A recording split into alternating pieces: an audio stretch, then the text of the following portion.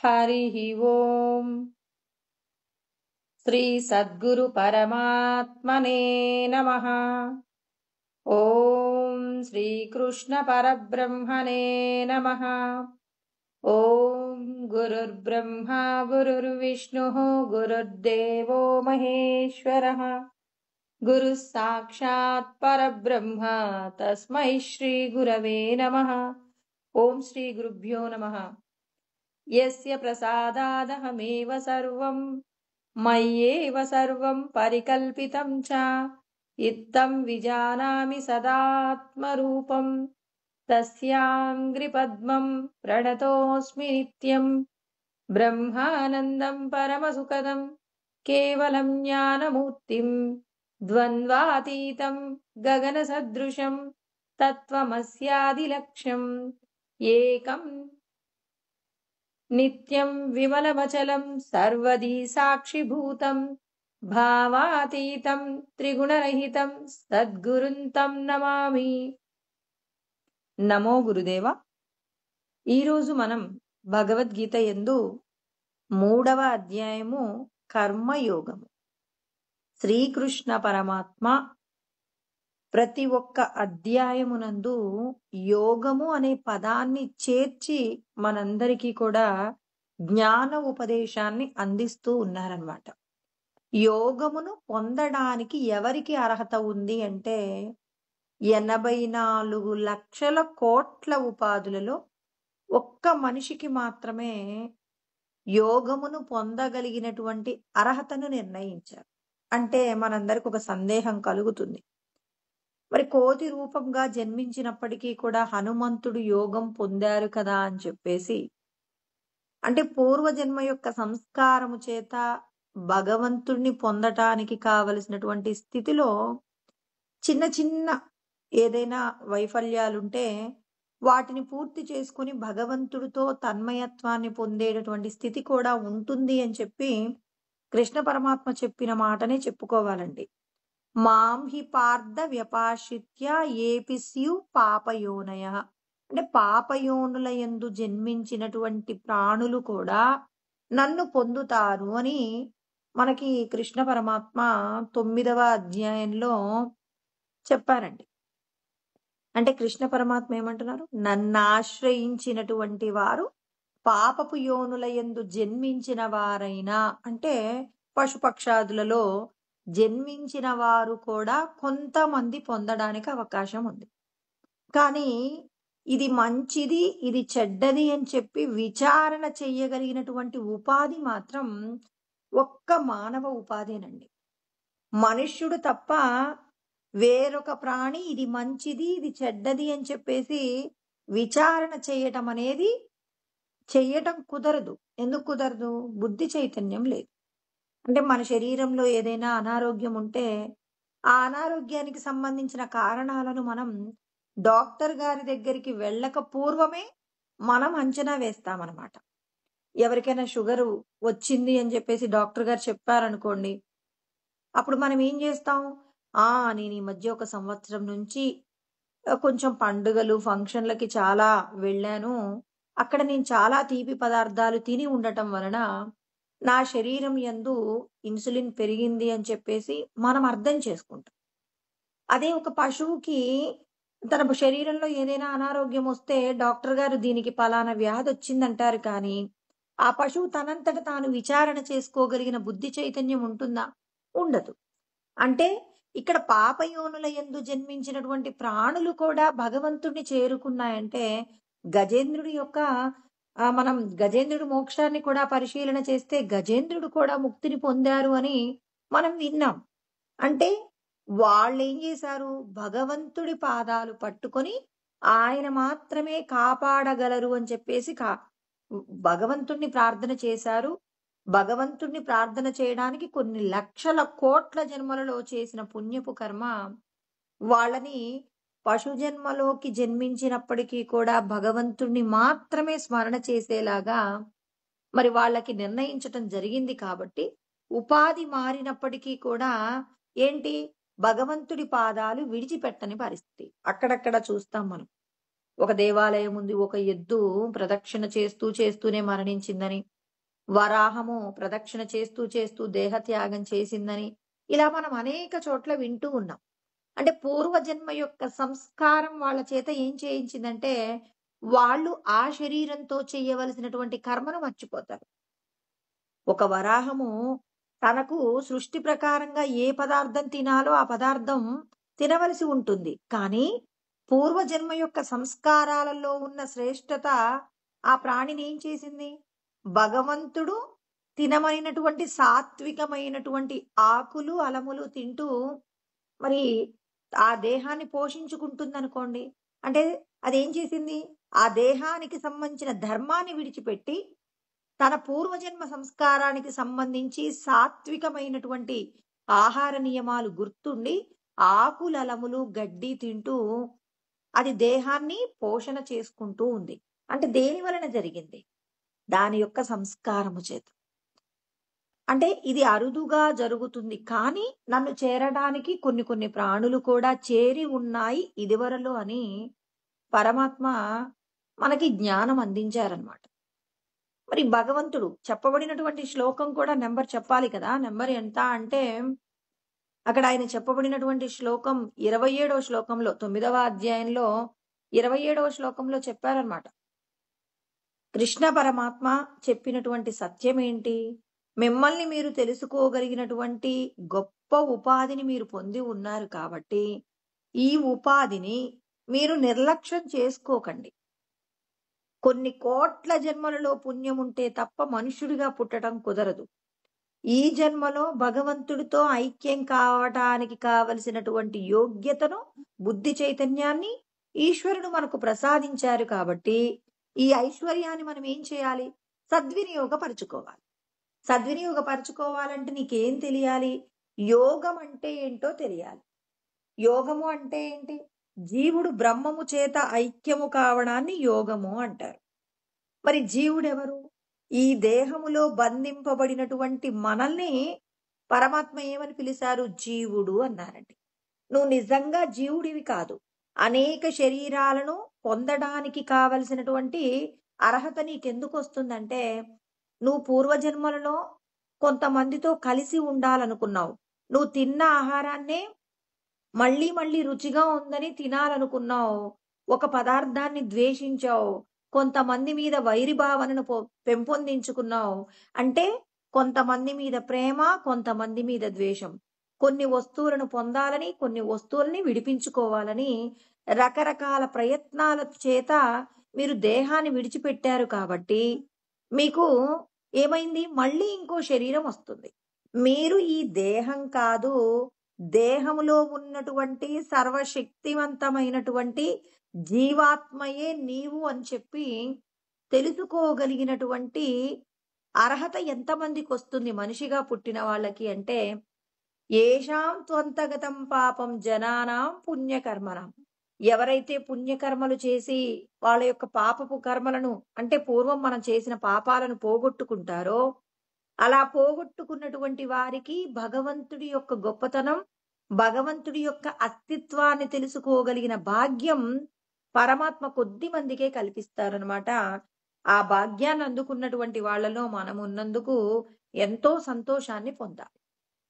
ఎవ్వరూ సాధించలేనటువంటి గొప్పదైనటువంటి స్థితిని మనం ఇవాళ పొందుతున్నాము అంటే, మనం చేసుకున్నటువంటి పుణ్యకర్మల యొక్క ఫలమే ఇవాళ జీవ బ్రహ్మ ఐక్యం పొందడానికి కావలసిన సాధన ఎలా చెయ్యాలో మనం ఆ సాధన కోసం పరమాత్మ యొక్క పాదాలు పట్టుకున్నాం. అంటే పరమాత్మ యొక్క స్వరూపంగా ఉన్నటువంటి, సాకార రూపంగా ఉన్నటువంటి పరమాత్మ పాదాలు పట్టుకున్నాం కాబట్టి, అంటే సాకార రూపంగా ఉన్న సద్గురువు పాదం పట్టి ఉన్నందువలన ఆ సద్గురువు మనకేం చేశారు? నీ లోపట ఉన్న చైతన్యాన్ని నువ్వు తెలుసుకోవడానికి మాత్రమే నువ్వు పుట్టావు. కానీ దేహ సంబంధమైనటువంటి, అంటే ఒక పశువు కూడా చేసేటటువంటి కర్మలను మాత్రమే చెయ్యడానికి మాత్రమే నువ్వు పుట్టలేదు. దేహ సంబంధమైన బాధ్యతలు నిర్వర్తించాలి. ఒక పశువు ఏంటి? తనని ఏడవమంటే తనకి పాపపు అమల్లోకి వచ్చింది. అంటే ఒక రుచి లేని ఆహారం తినవలసి వచ్చిందనుకోండి తినేస్తుంది. ఇష్టం ఉన్నా లేకపోయినా మరి దేహాన్ని రక్షించుకోవాలి కాబట్టి, పోషణ చేసుకోవాలి కాబట్టి తింటుంది. కానీ మనిషి ఏం చేస్తాడు? తనకు నచ్చని దానిని విడిచిపెట్టి, నచ్చిన దాన్ని ఎంచుకొని, దాన్ని పొందేటటువంటి ప్రయత్నం చేయగలిగినటువంటి గొప్ప శక్తి కూడా మనిషికుంది కాబట్టి, ఇప్పుడు మనిషి చేయవలసిందేంటి? నీకు నచ్చిన దానిని భగవంతుడు చెప్పినటువంటి ధర్మచట్రంలో ఇమిడిన దానిని మాత్రమే నువ్వు అనుభవించాలి. అంటే నీకిష్టం ఉన్నదని నువ్వు కంటికి కనపడిన ప్రతిదీ అనుభవించడానికి వీల్లేదు. భగవంతుడు శాస్త్రంలో చెప్పిన విధంగానే నువ్వు జీవించాలి. ఒక పశువు గడ్డి మేసేటప్పుడు పక్కన కాస్త ధాన్యం కూడా ఉందనుకోండి, ఏం చేస్తుంది? ఆ వరి పొలం ఉందనుకోండి, ఆ వరి పొలంలో ఏం చేస్తుంది? కొంచెం గడ్డిని ఏం చేస్తుంది? తినే ప్రయత్నం చేస్తుంది. మనిషి కూడా పక్కింట్లో జామకాయ ఉంటే, మా పక్కిల్లే కదా అని చెప్పి జామకాయ కోసుకొని తిన్నారనుకోండి, దానివల్ల ఏమవుతుంది? మీ పక్కింటి వాళ్ళు ఏమనకపోవచ్చేమో కానీ, భగవంతుడు పక్కింటి వాళ్ళ కాయను కోసుకొని తిన్నందుకు నువ్వు మంచి పనులు చేస్తే, ఎన్నో మంచి మాటలు ఇతరులకు కష్టంలో ఉన్నప్పుడు మంచి మాటలు చెప్తే వచ్చిన పుణ్యం, ఆకలితో ఉన్న వారికి పెట్టినటువంటి భోజనంలో వచ్చినటువంటి పుణ్యం, ఇలా మీరు చేసిన సత్కార్యాల వల్ల అసలు మనం ఒక పని చేస్తే ఏది పుణ్యంగా మారుతుందో, ఏది పాపంగా మారుతుందో తెలీదండి. అంటే మనం ఒకటి అనుకుంటాం, అక్కడ జరిగేది ఇంకొకటిగా ఉంటుంది. మరి అలాంటిది మన ఖాతాలో ఎంతో కష్టపడితే భగవంతుడు మనం చేసిన కర్మను అది పుణ్యంగా అంగీకరిస్తే అప్పుడది పుణ్యంగా మారుతుంది. అంటే మనం చేసిన పని భగవంతుడు ఇది మంచిది అని భగవంతుడు ఒప్పుకుంటే పుణ్యంగా మారుతుంది. అలాంటి పుణ్యాన్ని భగవంతుడు ఏం చేస్తాడు? ఒక్క జామకాయ తిన్నందుకు నీ పుణ్యాన్ని తీసేసి అవతల వాళ్ళ ఇంట్లో వేసేశాడు. ఎవరైతే చెట్టు పెంచుకున్నారో వాళ్ళ ఖాతాలో వేశారండి. చూడండి, మంచి పనులు చేస్తే ఈశ్వరుడు మనకేం చేస్తున్నారు? పుణ్యాన్ని ఇస్తున్నారు. ఒక కాయ తిన్నందుకు, పక్కింటి వాళ్ళ యొక్క కాయను తిన్నందుకు కూడా మన యొక్క పుణ్యాన్ని ఏం చేస్తున్నాడు? కట్ చేస్తూ ఉన్నాడు. ఇప్పుడు ఈ సత్యం మనకు తెలిసిందనుకోండి, జాగ్రత్త పడటానికి అవకాశం ఉంటుంది కదండి. అంటే మంచి చెడు విచక్షణ చెయ్యాలి అంటే నీకు శాస్త్రం తెలిసి ఉండాలి. శాస్త్రం తెలియకపోతే ఏమంటావు? మా ఇంట్లో ఉన్నప్పుడు కూడా మేము వాళ్ళకి కాయలు ఇస్తూ ఉంటామండి, వాళ్ళ ఇంట్లో కాయలు ఉన్నప్పుడు కూడా మేము తీసుకుంటూ ఉంటాం అని చెప్పేసి మనం అదొక హక్కులాగా మనం భావిస్తూ ఉంటాం. పరమాత్మ నిర్ణయాలు చూడండి వేరువేరుగా ఉన్నాయి. పక్కింట్లో వాళ్ళ కాయ కోసుకొని తిన్నాం, ఇప్పుడు ఆ వాళ్ళకి మనం రుణపడిపోయి ఉన్నామండి. పుణ్యానికి పుణ్యం తరిగిపోయింది, రుణపడిపోయి ఉన్నాం. ఇప్పుడు ఏమైంది? వచ్చే జన్మలో మళ్ళీ శరీరాన్ని తీసుకోవాలి, వీళ్ళకి మనం ఏం చేయాలి? మనం ఒక చెట్టుని పెంచాలి, మన చెట్టుకాయ వాళ్ళు తీసుకోవాలి. అదొక కోతి రూపంగానో, ఇప్పుడు మన ఇంట్లో ఏదైనా ఒక కోతి ఉందని, మన ఇంటికి ఏదైనా ఒక కోతి వచ్చి మన కాయలన్నీ తెంచుకొని తిని కొరికి పడేసి వెళ్ళిపోతుంటే మనం వాటిని ఏం చేస్తున్నాం? దూషణ చేస్తాం. అవసరమైతే వాటిని ఏం చేస్తాం? దండించే ప్రయత్నం కూడా చేస్తాం. మరి పూర్వజన్మల్లో మనం ఏం చేసాం? పక్కిల్లే కదా అని చెప్పేసి మరి వాళ్ళ కాయలు మనం ఎన్నో తిన్నాం. తిన్నందుకు మరి ఆ ఫలితాన్ని మనం ఇచ్చేయాలి కదండి. ఇవన్నీ తెలియకపోతే మనం ఏం చేస్తాం? ఇప్పుడు కోతి వస్తే, కోతి కాయ కోసుకుంటే మనకెంత కోపంగా ఉంటుందో. ఎంత కష్టపడి పెంచాం. అవి తింటే తిని వెళ్ళాలి కానీ ఇన్ని పడేసి వెళ్తాయంటే నువ్వు పూర్వజన్మలో వాళ్ళ చెట్టు కాయలు ఎన్ని తిన్నావో నీకేం తెలుసు? ఆ కాయలన్నీ ఆ కోతి వచ్చేసి ఏం చేస్తుందంటే ఒక 2 కాయలు తింటుంది, సగం సగం తింటుంది. ఒక 10, 20 కాయలన్నీ కొరకటం పడేయటం వేరొకరికి పనికి రాకుండా చేస్తుంది. ఇప్పుడు మనకు బాగా కోపం వస్తుంది. అయ్యో! అయ్యో! మంచి కాయలు ఎవరైనా తిన్నా గాని, మంచి చెట్టుకున్న ఫలాలు ఎవరో ఒకరు తింటే వాళ్ళ కడుపు నిండుతుంది కదా! ఎందుకు ఈ కోతులు ఇలా వృధా చేస్తున్నాయంటే, మన రుణానుబంధాన్ని పూర్తి చేయడానికి భగవంతుడు ఒక కోతి రూపంలో వచ్చి ఏం చేస్తున్నాడు? నీ రుణానుబంధాన్ని తీసేస్తుంటే, మనమేం చేస్తున్నాం? ప్రయత్నపూర్వకంగా దాన్ని పక్కకు పంపిస్తే, నువ్వు దానికి రుణపడిపోతూ ఉన్నావు. ఇలా ప్రతి కర్మలో భగవంతుడి యొక్క అస్తిత్వం ఉంటుందండి. శాస్త్రం తెలియకపోతే మనమేం చేస్తున్నాం? వేటినైనా దూషణ చేసి దండించే ప్రయత్నం చేస్తాం. ఇలా అని మనం ఆ తలుపులన్నీ తెరిచిపెట్టేసి మరి మన ఇంట్లోకి కోతుల్ని రానిస్తామా అంటే విచక్షణ ఉండాలండి. విచక్షణ ఎందుకు ఉండాలి? నీ ఇంటి తలుపులు నువ్వు జాగ్రత్తగా వేసుకో. ఇబ్బందేమీ లేదు. కోతులు రాకుండా వాటిని రాకుండా చేసే ప్రయత్నం చేయవచ్చు కానీ, అవి తిని వెళ్ళిపోయిన తర్వాత వాటిని దూషణ చేయటం, వాటిని దండించటం కాకుండా జాగ్రత్త పడమంటాడు భగవంతుడు. నీకు జాగ్రత్త లేకుండా, అయ్యో! భగవంతుడి కోసం దీపం వెలిగించానండి. ఆ దీపం భగవంతుడు కాపాడుకోవాలంటే కాపాడుకోడు. తలుపులన్నీ వేస్తేనే కదండీ దీపం రక్షించబడేది. అదే విధంగా నీ అంతట నువ్వు రక్షణ చర్యలు చేపట్టుకున్నా, ఒకవేళ ఏదైనా ఒక పరిస్థితి వల్ల మనకది జరిగితే, ఎవరైనా మనం ఒక యాక్సిడెంట్ కావాలని కోరుకుంటామా? ఇంట్లో అనారోగ్యం రావాలని కోరుకుంటామా? ఇవన్నీ భగవంతుడి యొక్క నిర్ణయాలు. అందుకే భగవంతుడి నామాలలో జ్వరాధిపతయే నమః అనేటటువంటి నామం చదువుతామండి. జ్వరానికి అధిపతిగా ఎవరున్నారు? ఆ పరమేశ్వరుడు ఉన్నారండి. నీకు జ్వరం వచ్చింది అంటే నీ యొక్క పాపపు కర్మ ఏమవుతుంది? దాన్ని పరమాత్మ ఏం చేస్తున్నాడు? జ్వరం రూపంలో హరిస్తూ ఉన్నాడనమాట. అంటే భగవంతుడి అస్తిత్వం నీకు తెలియాలంటే యోగమును పొందాలనే కోరిక నీలో కలగాలి. నేను ఈ దేహం కాదట, దేహంలో బంధించబడి ఉన్నానట, ఈ శరీరం పడిపోయిన తర్వాత కూడా నేనుంటానట, ఈ దేహం పుట్టక ముందు కూడా నేనున్నానట. ఎక్కడ చెప్పారు? అవ్యక్తాదీని భూతాని వ్యక్తమధ్యాని భారత అవ్యక్త నిధనాన్యేవ తత్రకా పరిదేవన అని 2వ అధ్యాయంలో మనం ఆల్రెడీ చదువుకున్నాం. 28వ శ్లోకంలో చెప్పారు. ఈ శరీరం రాక పూర్వము మనం ఉన్నాం, ఈ శరీరంతో ఉన్నప్పుడు ఉన్నాం, ఈ శరీరం పడిపోయిన తర్వాత మళ్ళీ ఉంటామంటే భగవంతుడు మనకేం చెప్తున్నారు?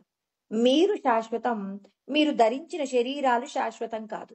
ఇప్పుడు మనం ఈ శరీరంలో ఉన్నామనే విషయం మనకి ఎలా తెలుస్తుంది? అసలు ఎక్కడెక్కడ ఉన్నామండి మనం ఈ శరీరంలో? మనం శాస్త్రం ఏం చదువుకుంటామంటే, అంగుష్ట మాత్ర పురుషో మధ్య ఆత్మని తిష్టది. అంగుష్ట మాత్రమంత ఉంటామట, హృదయం మధ్య గుహలో ఉంటామట అన్నారు. మరి ఈ భగవంతుడు లోపల ఎక్కడున్నాడో వెతకాలి అని అంటే అది చాలా కష్టం అవుతుంది.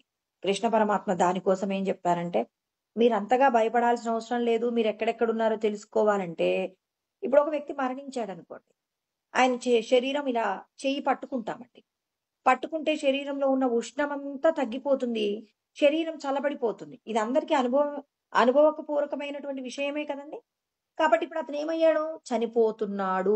అంటే అతని ప్రాణం పోయింది కాబట్టి లోపట ఉన్నటువంటి ఉష్ణమంతా నెమ్మదిగా వెళ్ళిపోతుంది. అంటే మన శరీరంలో మనం ఎక్కడెక్కడున్నాం? మరి ఒక చోట దీపం ఉందండి. ఒక చోట దీపం పెట్టాం. ఆ వెలుగు ఎక్కడెక్కడ ఉంది అనంటే మనం ఎలా చెప్పగలం? ఆ గది నిండా కూడా వెలుతురు ఉందండి. కానీ దీపం ఒక చోట పెట్టాం.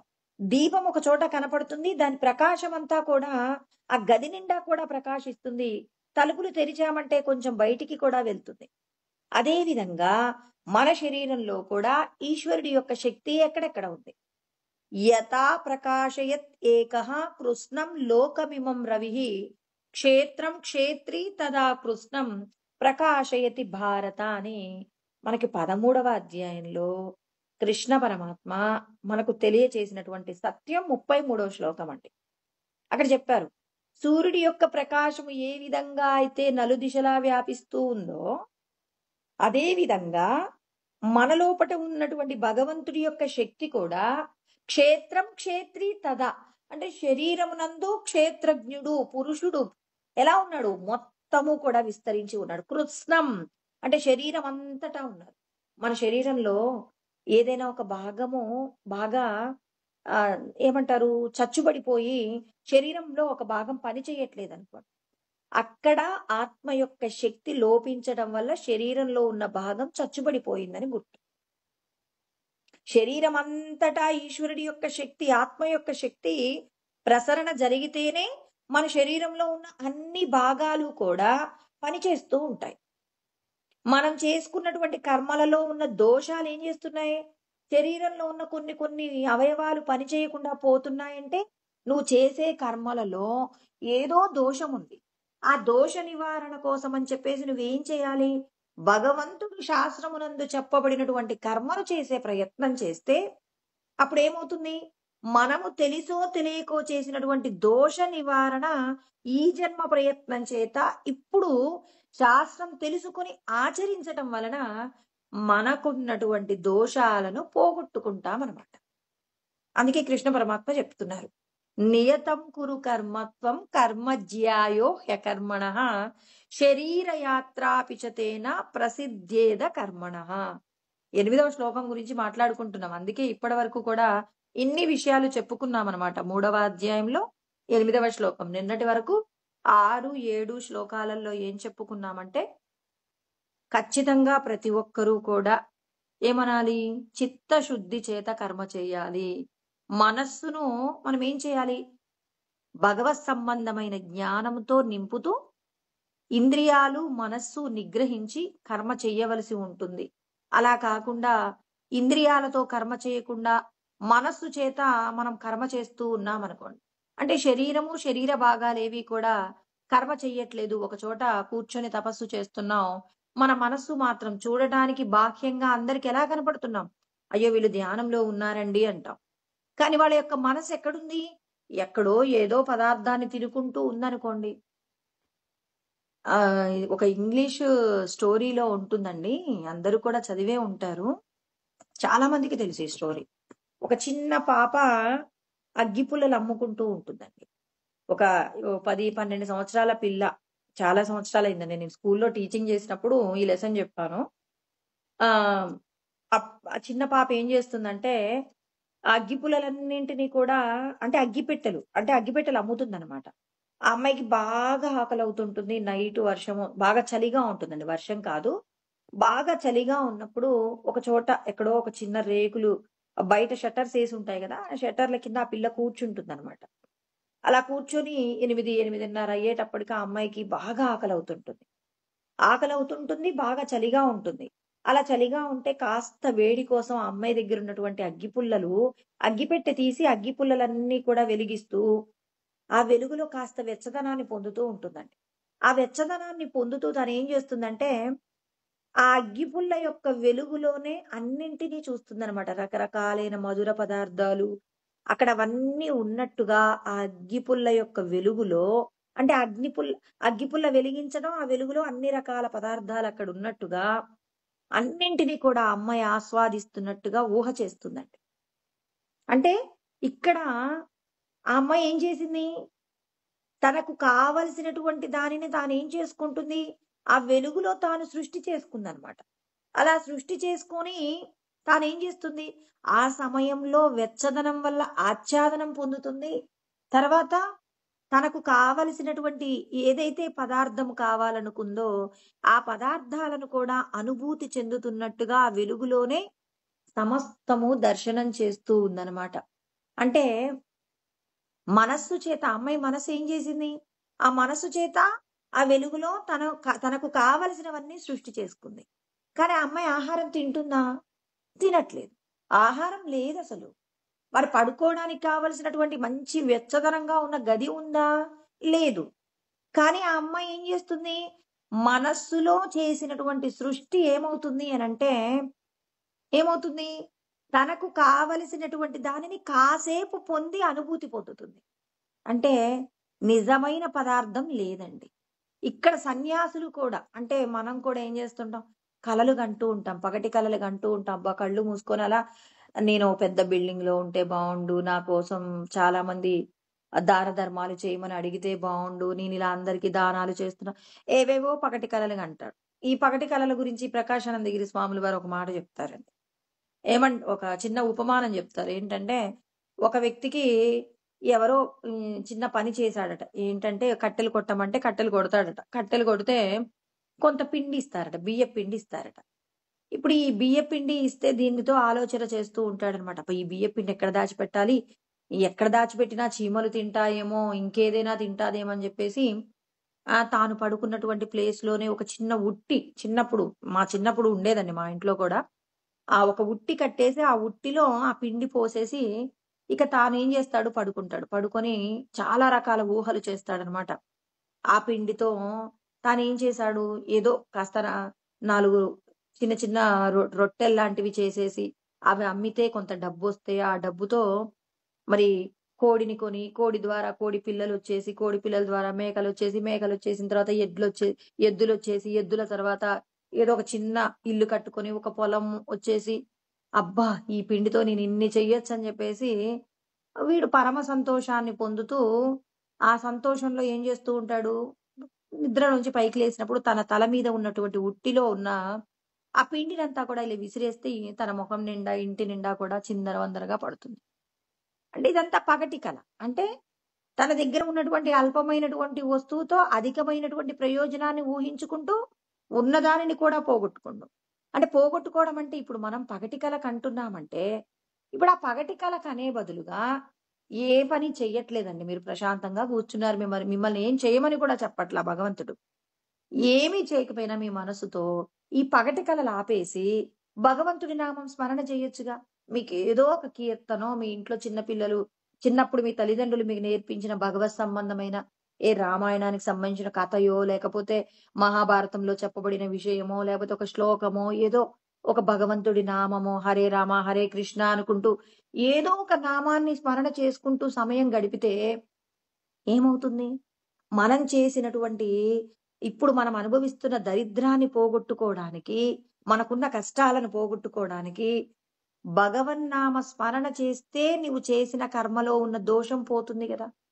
ఇప్పుడు నువ్వు బతకడానికి భగవంతుడు నీకేదో ఒక మార్గం చూపించాలంటే ఏం చేయాలి? ఖచ్చితంగా నువ్వు భగవంతుడిని శరణు వేడాలి. భగవంతుడిని శరణు వేడినప్పుడు ఏం చేస్తాడు? ఆయన కరుణామయుడు కాబట్టి మనం చేసినటువంటి కర్మలలో ఎన్ని పాపాలున్నా ఆయన నామం పలికినంత మాత్రం చేతనే ఆయన ఏం చేస్తాడు? ఏదో ఒక విధంగా ఒక గొప్ప తిథిలో నువ్వు భగవంతుడి నామం స్మరణ చేశావని ఆయన ఏం చేస్తాడు? నీకున్నటువంటి కష్టాన్ని పోగొట్టి నిన్ను ఒక గొప్ప ప్రయోజకుడిగా చేసే అవకాశం ఉంది కదా! అంటే నీ సమయాన్ని పగటి కలలు కనడానికంటే ముందు భగవంతుడి నామస్మరణలో భగవత్ సంబంధమైన కథను గుర్తు తెచ్చుకొని, ఆ కథలో భగవంతుడి గురించి తలుచుకుంటూ నువ్వు ఆనందాన్ని పొందావనుకోండి, ఇప్పుడేమవుతుంది? ఇప్పుడు నువ్వు భగవంతుడి సంబంధమైనటువంటి ఈ వ్యక్తిగా మారిపోతున్నావు. మచ్చిత్త మద్గత ప్రాణ బోధయంత పరస్పరం కథయంతశ్చ మాం నిత్యం తుష్యంతి చ రమంతి చ అని చెప్పేసి 10వ అధ్యాయంలో 9వ శ్లోకంలో కృష్ణ పరమాత్మ మాట్లాడతారు. మచ్చిత్త నా యందు మీ మనస్సుని పగటి కలలు కని ఆ కలల వల్ల వచ్చే ప్రయోజనం కంటే వచ్చే నష్టాలు ఎక్కువగా ఉంటాయి. నష్టాలు ఎక్కువగా ఉంటాయి కాబట్టి నష్టం బదులుగా మనము మన సమయాన్ని ఎలా గడపాలి అంటే, మనకున్న సమయం బాగా బోర్ కొడుతుందండి. ఏం చేయాలో తోచట్లేదు, ఏం పని లేదు, ఈరోజు సెలవిచ్చారు. ఏదో ఒకటి చెయ్యాలని ఫోన్ దగ్గర పెట్టుకొని ఎవరితో ఒకరితో చాటింగ్ చేయడం కంటే, ఏదో మన ఇంట్లో ఉన్నటువంటి ఏదో భగవత్ సంబంధమైన ఒక గ్రంథాన్ని తీసి, భగవంతుడు ఇంత గొప్పగా ఇలా చేశారా అని చెప్పేసి భగవత్ సంబంధమైన ఒక కథ రూపంలో మనం వినొచ్చు కదండి. చదువుకోవచ్చు. ఫోన్ ఉంటుంది. ఫోన్‌లో భగవత్ కథ విన్నామనుకోండి, మన మనసు కాసేపు ఏమవుతుంది? ఆ కథలో లీనమైపోయినప్పుడు ఏమవుతుంది? మన మనస్సు రమిస్తుంది. రాముడికొచ్చిన కష్టాన్ని దలుచుకున్నామనుకోండి, అయ్యో! రాముడు ఇంత బాధపడుతున్నాడే అని చెప్పేసి ఆయన బాధలో మనం కూడా పాలు పంచుకున్నాం. రావణాసురుని గురించి తలుచుకున్నప్పుడు వ్యగ్రతను పొందుతాం. తన దగ్గర అన్నీ ఉన్నా ఎందుకు భగవంతుడు చెప్పినటువంటి స్థితిలో జీవించట్లేదు, ఎందుకు పాపం చేస్తున్నాడని అతన్ని చూసి కాసేపు వ్యగ్రత పొందుతాం. విభీషణ్‌ని చూసి అబ్బా! దుర్మార్గుడు ఇంట్లో పుట్టినప్పటికీ కూడా ఎన్ని సద్గుణాలున్నాయండి. ఇతడు చూడండి రాముణ్ణి ఆశ్రయించాడు. ఇది కదా మనిషి యొక్క గొప్పతనం అని చెప్పి మళ్ళీ విభీషణుడి పాత్రలోకెళ్ళామనుకోండి. ఇది కదా భగవంతుడు చెప్పింది మనకి. మచ్చిత్త భగవంతుడి యందు దృష్టి పెట్టామంటే ఆ కథ యందు మనము ఏమయ్యాము? తాదాత్మ్యత పొందుతున్నాం, ఇన్వాల్వ్ అవుతున్నాం. మద్గత ప్రాణ మన ప్రాణములన్నీ అక్కడ జరుగుతున్నటువంటి సన్నివేశానికి మనం ఏం చేస్తున్నాం? అక్కడున్న సన్నివేశాన్ని మనం ఏం చేస్తున్నామంటే, మనం కూడా అనుభూతి పొందుతూ ఉన్నాం. మరి బోధయంత పరస్పరం తెలిసిన విషయాన్ని ఇంకో నలుగురికి చెప్తాం. అబ్బా! అసలు స్వామివారు ఇలా కష్టపడ్డారు, ఇలా చేశారండి. ఎన్ని కష్టాలొచ్చినా ధర్మాన్ని విడిచిపెట్టలేదు. ఆ ధర్మం కోసమే జీవించారని చెప్పేసి ఇలా మనము ఎవరి గురించో ఒకరి గురించి లోకంలో ఎంతమంది లేరండి గొప్పవాళ్ళు. ఆ గొప్పవాళ్ళ గురించి మనం ఏం చేయొచ్చు? వాళ్ళని స్మరణ చేస్తున్నామంటే భగవంతుడి స్మరణ జరిగిపోతుంది. కథయంతశ్చ మాం నిత్యం ఎప్పుడు నా గురించి తలుచుకుంటూ కథలు కథలుగా మాట్లాడుకుంటూ ఎవరైతే నన్ను స్మరిస్తూ, కీర్తిస్తూ, భజిస్తూ ఉంటారో అలాంటి వాళ్ళందరూ కూడా ఏమవుతారు? తుష్యంతి చ రమంతి చ నన్ను తలుచుకొని రమించేటటువంటి వాళ్ళందరికీ నేనేం చేస్తాను? నన్ను తెలుసుకోగలిగిన భాగ్యం ప్రసాదిస్తాను. భగవంతుడు కోరుకునేది అదేనండి.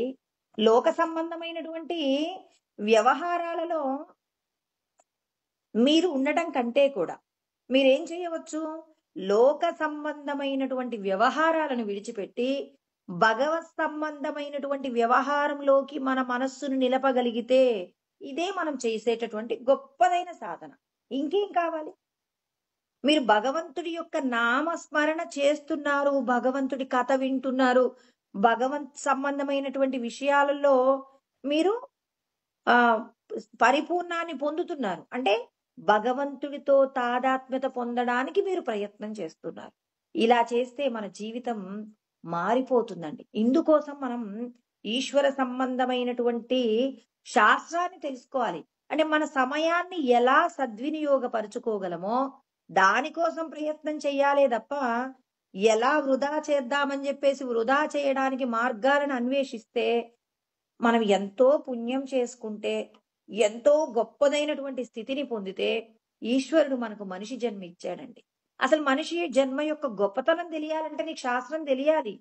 శాస్త్రం తెలియకుండా మా తాతగారు బతికేశారు, మా నాన్నగారు బతికేశారు, నేను బతికేస్తాను, మా ఊళ్ళో ఉన్నటువంటి గొప్ప గొప్ప వాళ్ళు కూడా బతికేసి చనిపోయారు, నేనంతకంటే గొప్ప ఏముంది, నేను కూడా బతుకుతాను చనిపోతానంటే మరి ఒక పశువు కూడా బతికింది, నువ్వు కూడా అలాగే బతుకుతావు.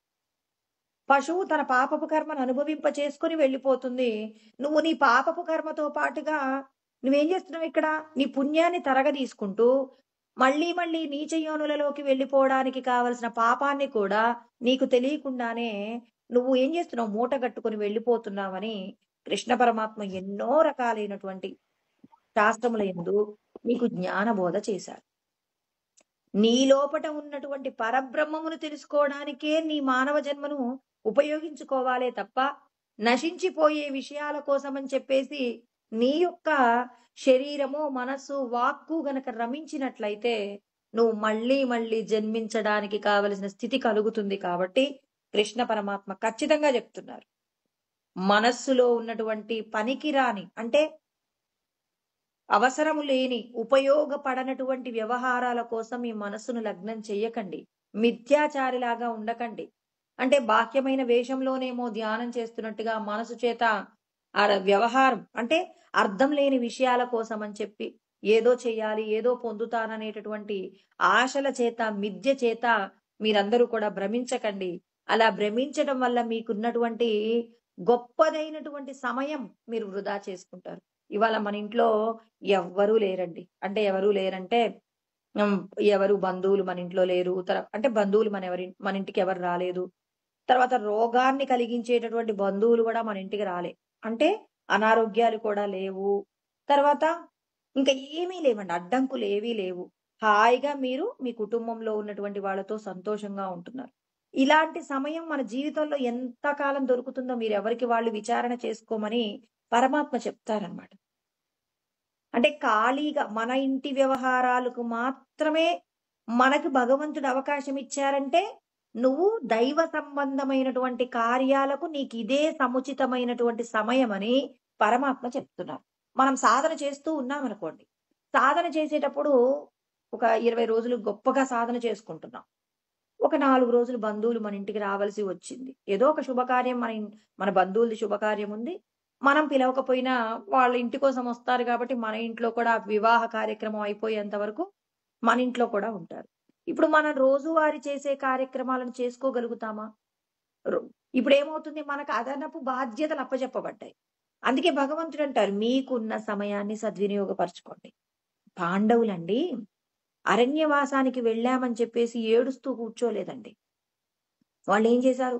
అర్జునుడు తపస్సు చేసుకోవడానికి వెళ్ళిపోయాడు, అక్కడ దేవతలకు సహాయం చేశాడు, మరి దేవతలను మెప్పించాడు, పరమేశ్వరుని మెప్పించాడు, పాశుపతాస్త్రాన్ని సంపాదించుకున్నాడు. తర్వాత ధర్మరాజు వెంట మరి 1000 మంది బ్రాహ్మణులు వెళ్ళారట. వేద పండితులు చెప్పేటటువంటి ప్రతి శాస్త్రంలో చెప్పబడిన ప్రతి విషయాన్ని కూడా తెలుసుకున్నాడు. తనను తాను ఉద్ధరించుకునేటటువంటి ప్రయత్నంగా ఎన్నో రకాల శాస్త్ర సంబంధమైనటువంటి విషయాలను తెలుసుకున్నాడు. ధర్మంగా ఉండటానికి, మరి ధర్మం యందు పూనిక పెరగడానికి ఎన్నో విషయాలు తెలుసుకున్నారు. ఇలా ఒక్కొక్కరుగా పాండవులు ఏం చేశారు? వాళ్ళు అరణ్యవాసం చేస్తున్నామని The person you are speaking with has put your ఏడవటం మానేసి వాళ్ళు ఏం చేశారు? చక్కగా సాధనని పెంచుకున్నారు. అదే శ్రీరామచంద్రుని కూడా గమనించండి. శ్రీరామచంద్రుడు అరణ్యవాసం ప్రారంభించినప్పటి నుంచి మరి ఎంతో మంది, కొన్ని వేల మంది రాక్షసులందరినీ కూడా సంహరించారు. మరి ఋషులు తపస్సు చేసుకోవడానికి కావలసినటువంటి పరిస్థితులన్నింటినీ కూడా ఆయన ఏం చేశాడు? ఏర్పాటు చేశాడు. చూడండి, వాళ్ళేమైనా అయ్యో! మాకు కష్టం వచ్చేసిందని చెప్పేసి ఆ కష్టంతో ఏడుస్తూ కూర్చున్నారా? కూర్చోలేదు. వాళ్ళకున్నటువంటి సమయాన్ని ఏం చేస్తూ ఉన్నారు? భగవత్ సంబంధమైనటువంటి సాధనగా మార్చుకున్నారు. అంటే పరులకు ఉపకారం జరిగే కార్యాలు చేశారు. వాళ్ళని వాళ్ళు నింద చేసుకోలేదు. మాకీ కష్టానికి పలానా వాళ్ళు కష్టమని వాళ్ళని నింద చేయలేదు. ఈశ్వరుడి యొక్క సంకల్పం నెరవేర్చడమే మా బాధ్యత అని ఈశ్వరేచ్ఛను వాళ్ళేం చేశారు? అంగీకరించారు. కష్టాలను వాళ్ళేం చేసుకున్నారు? చక్కటి సాధనాలుగా మార్చుకున్నారు. కష్టాలన్నింటిలో కూడా ఏం చేశారు? భగవంతుణ్ణి బాగా స్మరణ చేశారు. ఆ స్మరణ చేత గొప్పదైన సాధన చేశారు. సాధన యందు అద్వితీయమైనటువంటి అస్త్రశస్త్రాలు సంపాదించారు. ఏం జరిగింది? చివరికి చివరికి విజయాన్ని సాధించారు. మన అందరికీ కూడా భగవంతుడు చెప్తున్నారు, మీ రోజువారీ కార్యక్రమాలలో భగవంతుడి యొక్క సాధనను పెంచుకోండి. అందుకే ఎప్పుడు కూడా ప్రకాశానందగిరి స్వాముల వారు చెప్తూ ఉంటారనమాట. ఏమని అంటుంటారు? మీరందరూ కూడా ఆశ్రమాలకు వెళ్ళండి. అక్కడికి అక్కడ ప్రశాంతంగా ఉంటుంది. అక్కడ ఉన్నటువంటి సాధనలు చేసుకోండి అని ఎప్పుడు చెప్తాడు? ఎప్పుడైనా మీకు సంవత్సరంలో ఒక 4 రోజులు కుదిరితే వెళ్ళి అక్కడ ఏం జరుగుతుంది, ఏ సమయానికి వాళ్ళు నిద్రలేస్తారు, ఏ సమయంలో ఎటువంటి సాధన చేసుకుంటారు, వీటన్నింటిని దగ్గరుండి గమనించి మళ్ళీ మీ ఇంటికి మీరొచ్చేసి మీరేం చేస్తారు? మీ రోజువారు పనులలోనే మీరేం చేయాలి? రోజు భగవత్ సంబంధమైనటువంటి సాధన చేసుకోండి. ఎందుకు? మీరు ఆశ్రమానికి వెళ్తేనే మేము పారాయణం చేయగలమండి, ధ్యానం చేసుకోగలమండి అని చెప్పి ఎందుకు అనుకుంటారు? ఆ పరిస్థితులు మీరే మీ ఇంట్లోనే ఏర్పాటు చేసుకోండి. మనిల్లు కదా అని చెప్పేసి 6 గంటలకు నిద్ర లేచే బదులుగా ఆశ్రమంలో 4 గంటలకే నిద్రలేస్తారు. నేనెందుకు నా ఇంట్లో నేను నిద్ర లేవకూడదని ప్రతి ఇంటిని కూడా దేవాలయంగా మార్చుకోండి అని చెప్పేసి ఆయన ఉపన్యాసాలలో మనందరికీ కూడా జ్ఞానం బోధిస్తున్నారు. ప్రతి ఇంటిని కూడా దేవాలయంగా మార్చుకోండి. అందుకోసమే మనం దేవాలయాలకు వెళ్తాము, తర్వాత సద్గురువులు ఉండేటటువంటి ఆశ్రమాలకు వెళ్తాము. వెళ్ళి అక్కడ ఉన్నటువంటి పద్ధతులు ఏవైతే ఉన్నాయో ఆ పద్ధతులన్నింటినీ మన ఇంట్లో కూడా మనం ఆచరించేలాగా నేర్చుకుని రావడానికే మనం అక్కడికి వెళ్ళాలి. కానీ అయ్యో నేను సన్యాసం తీసుకుంటే ఈ ఇంటికి సంబంధించిన ఏ బాధలు ఉండవండి, లేచిన దగ్గర నుంచి భార్య అవి తెమ్మంటుంది, ఇవి తెమ్మంటుంది, పిల్లలు ఫీజులు కట్టలేదంటారు, పిల్లలు రకరకాల విషయాలతో వేధిస్తుంటారు, ఇవన్నీ లేకపోతే నేను హాయిగా ఈ బాధ్యతలు తీరితే భగవంతుడి సాధన చేసుకుంటామని చెప్పేసి మనం రకరకాలుగా ఆలోచిస్తుంటాం. కానీ మరి భగవంతుడు అంటున్నారు, మరి ఎవరైతే గృహస్థుగా ఉంటారో గృహస్థుకు కలిగినంత తొందరగా సన్యాసి కంటే కూడా గృహస్థుకు తొందరగా విముక్తి దొరుకుతుందండి, ముక్తి దొరుకుతుందంటారు. ఎందుకు దొరుకుతుందంటే గృహస్థు ఏం చేస్తాడంటే మల్టీ టాస్కింగ్ చేస్తాడు. అంటే ఏంటి? ఇప్పుడు దేహ సంబంధమైన బాధ్యతలు నిర్వర్తిస్తుంటాడు, దైవ సంబంధమైన విషయాల కోసం తన సమయాన్ని ఎలా వాడుకోవాలో పొదుపు చేసుకోవాలో ఆలోచిస్తుంటాడు. నిద్రపోయే సమయాన్ని తగ్గించుకుంటాడు. 4 గంటలకు నిద్రలేస్తాడు. ఎన్ని పరిస్థితులున్నా 10, 10:30కి పడుకునే ప్రయత్నం చేస్తాడు. 1 గంట నిద్రాన్ని తగ్గించుకుంటాడు. దైవ సంబంధమైన కార్యాలు చేస్తుంటాడు గృహస్థుగా. మళ్ళీ ఇక్కడ చేయవలసినటువంటి దానాలు, ధర్మాలు, యజ్ఞయాగాది క్రతువులు, కుటుంబ పోషణ, బాధ్యతలు, శుభాలు, అశుభ కార్యాలు ఎన్నో చేస్తుంటాడు. ఇన్నింటిలో కూడా భగవంతుణ్ణి విడిచిపెట్టకుండా అతడు చేసే ప్రయత్నం చాలా గొప్పగా ఉంటుంది. కాబట్టి గృహస్థుకు తొందరగా ముక్తిని ప్రసాదిస్తారట పరమాత్మ. అందుకే గృహస్థుగా ఉండి తరించాలనుకోవాలి. కానీ అయ్యో నేను సన్యాసిగా మారిపోయిన తర్వాత ప్రశాంతంగా ఉండిపోతానని ఎవ్వరు కూడా అనుకోవద్దండి. ఈశ్వరుడు మనకు అదే జ్ఞానం అందిస్తూ ఉన్నారనమాట. అందుకే ఆయన ఏమంటున్నారు? నియతం కురు కర్మత్వం కర్మ జ్యాయో హ్యకర్మణ. ఎవరు కూడా కర్మ చేయకుండా ఉండడానికి ప్రయత్నం చేయకండి, కర్మ చేసే ప్రయత్నమే చేయండి. అందుకే ముందే ఆయన ఏం చెప్పాడు? కర్మ అంటే ఏంటి, అకర్మ అంటే ఏంటి? కర్మ అంటే ఫలితాన్ని విడిచిపెట్టి కర్మ చెయ్యాలి, నిష్కామ కర్మ చెయ్యాలని చెప్పారు. అకర్మ అంటే ఏమీ చేయకుండా ఊరికే ఉండే పరిస్థితి. అంటే మనస్సు ప్రశాంతంగా ఉన్నప్పుడు మాత్రమే ఈశ్వరారాధన జరుగుతుంది. కాబట్టి మనస్సును ప్రశాంతంగా ఉంచుకోవడానికి ఏం చేయాలి? నీకు శాస్త్ర సంబంధమైన జ్ఞానం ఉండాలి. అంటే చాలా మంది సన్యాసులుగా మారిపోతున్నారు కానీ, వాళ్ళేమవుతున్నారు? పరమాత్మను పొందడంలో విఫలమవుతున్నారు. ఎందుకు విఫలమవుతున్నారు? మనస్సు యందు ఉన్న కోరికల నుండి బయటపడలేకపోతున్నారండి. ఈశ్వరుడు వెంటనే చెప్తున్నారనమాట. మీరందరూ ఇంద్రియాలను, మనస్సును నిగ్రహించాలి అంటే ఎలా నిగ్రహించగలుగుతారు? శాస్త్ర సంబంధమైనటువంటి జ్ఞానం ఉంటేనే మీ మనస్సు శాంతిని పొందుతుంది. అందుకే యోగ సన్యస్త కర్మానం జ్ఞాన సంచిన్న సంశయం.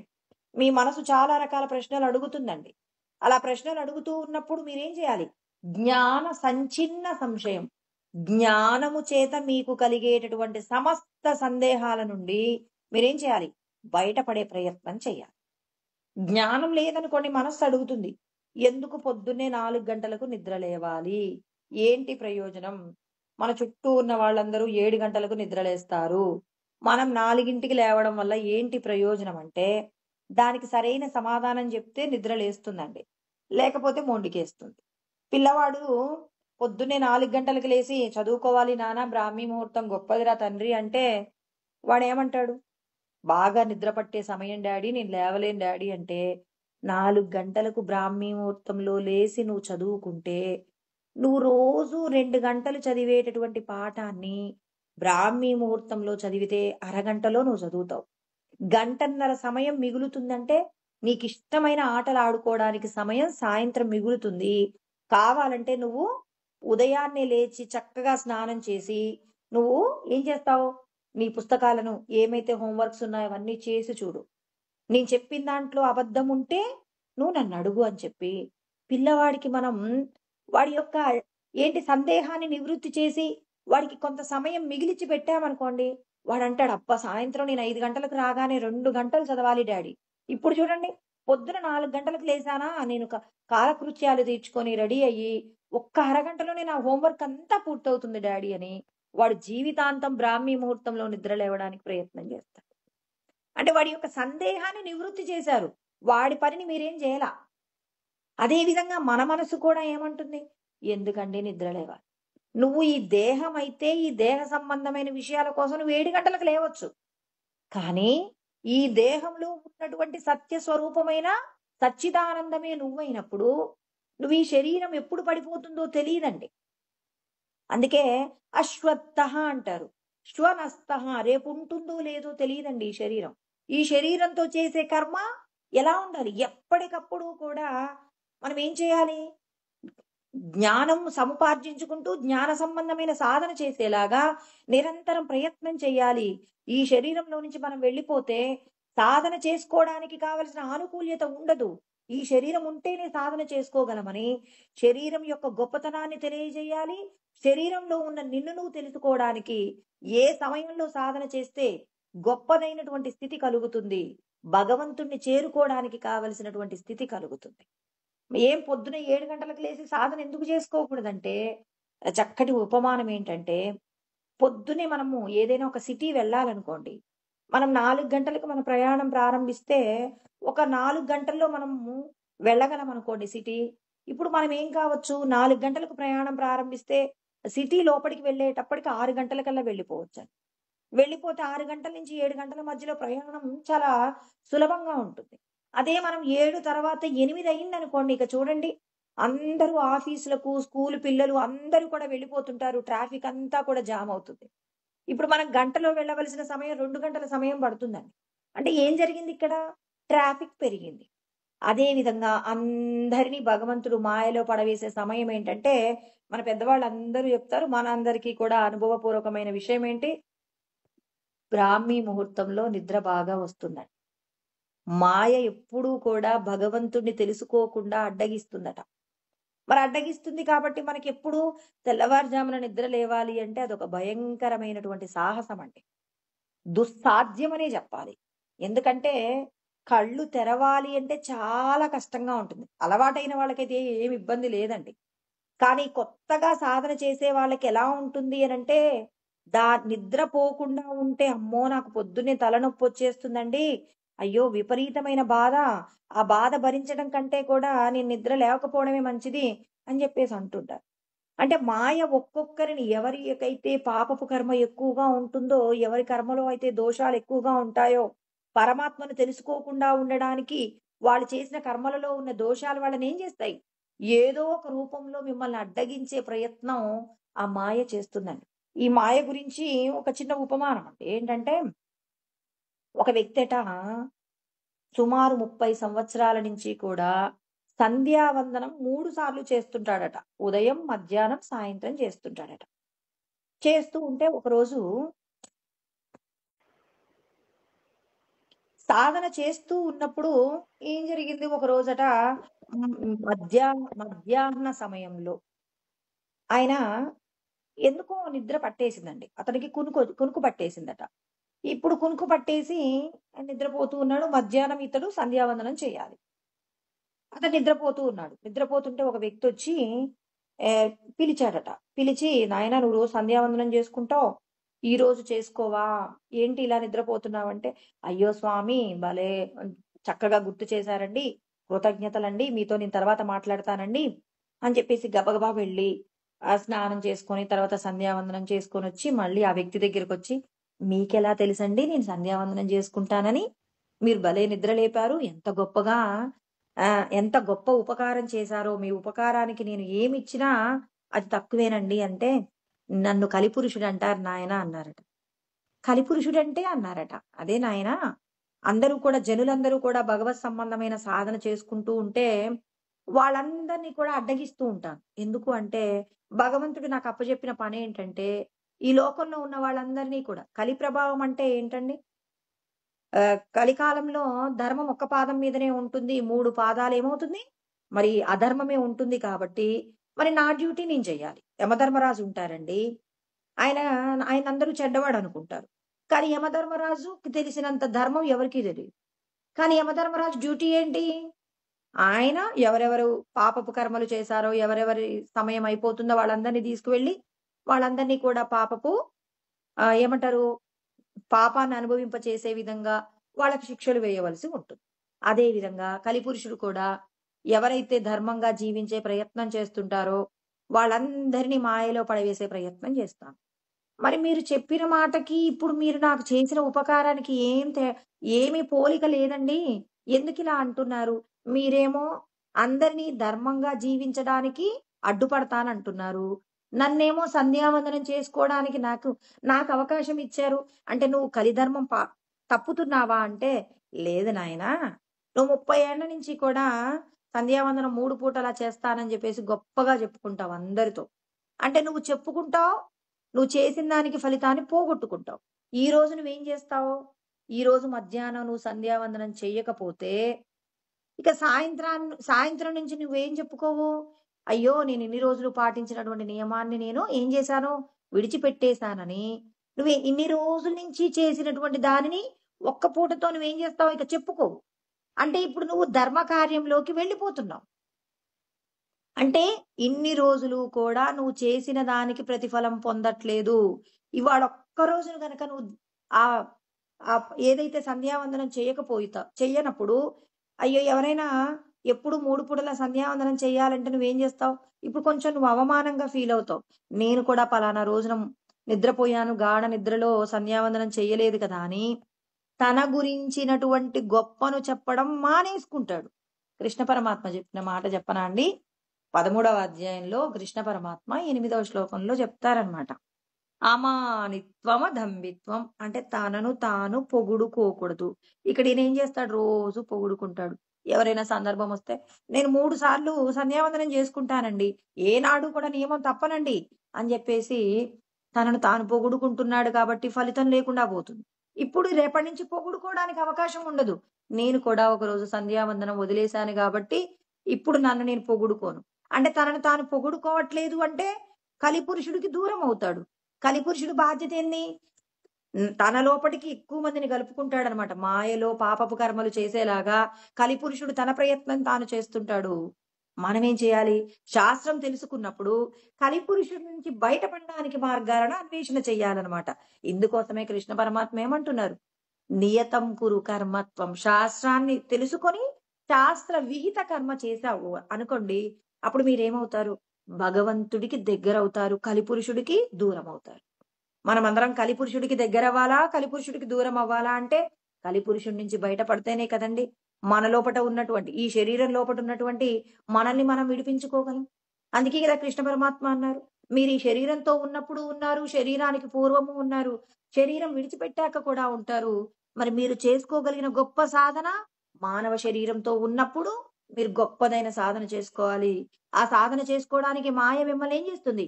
నిరంతరము కూడా మిమ్మల్ని ఆవరిస్తూ ఉంటుంది. కాబట్టి ఇక్కడ కృష్ణ పరమాత్మ శాస్త్రాన్ని తెలుసుకోండి, కర్మ చెయ్యండి.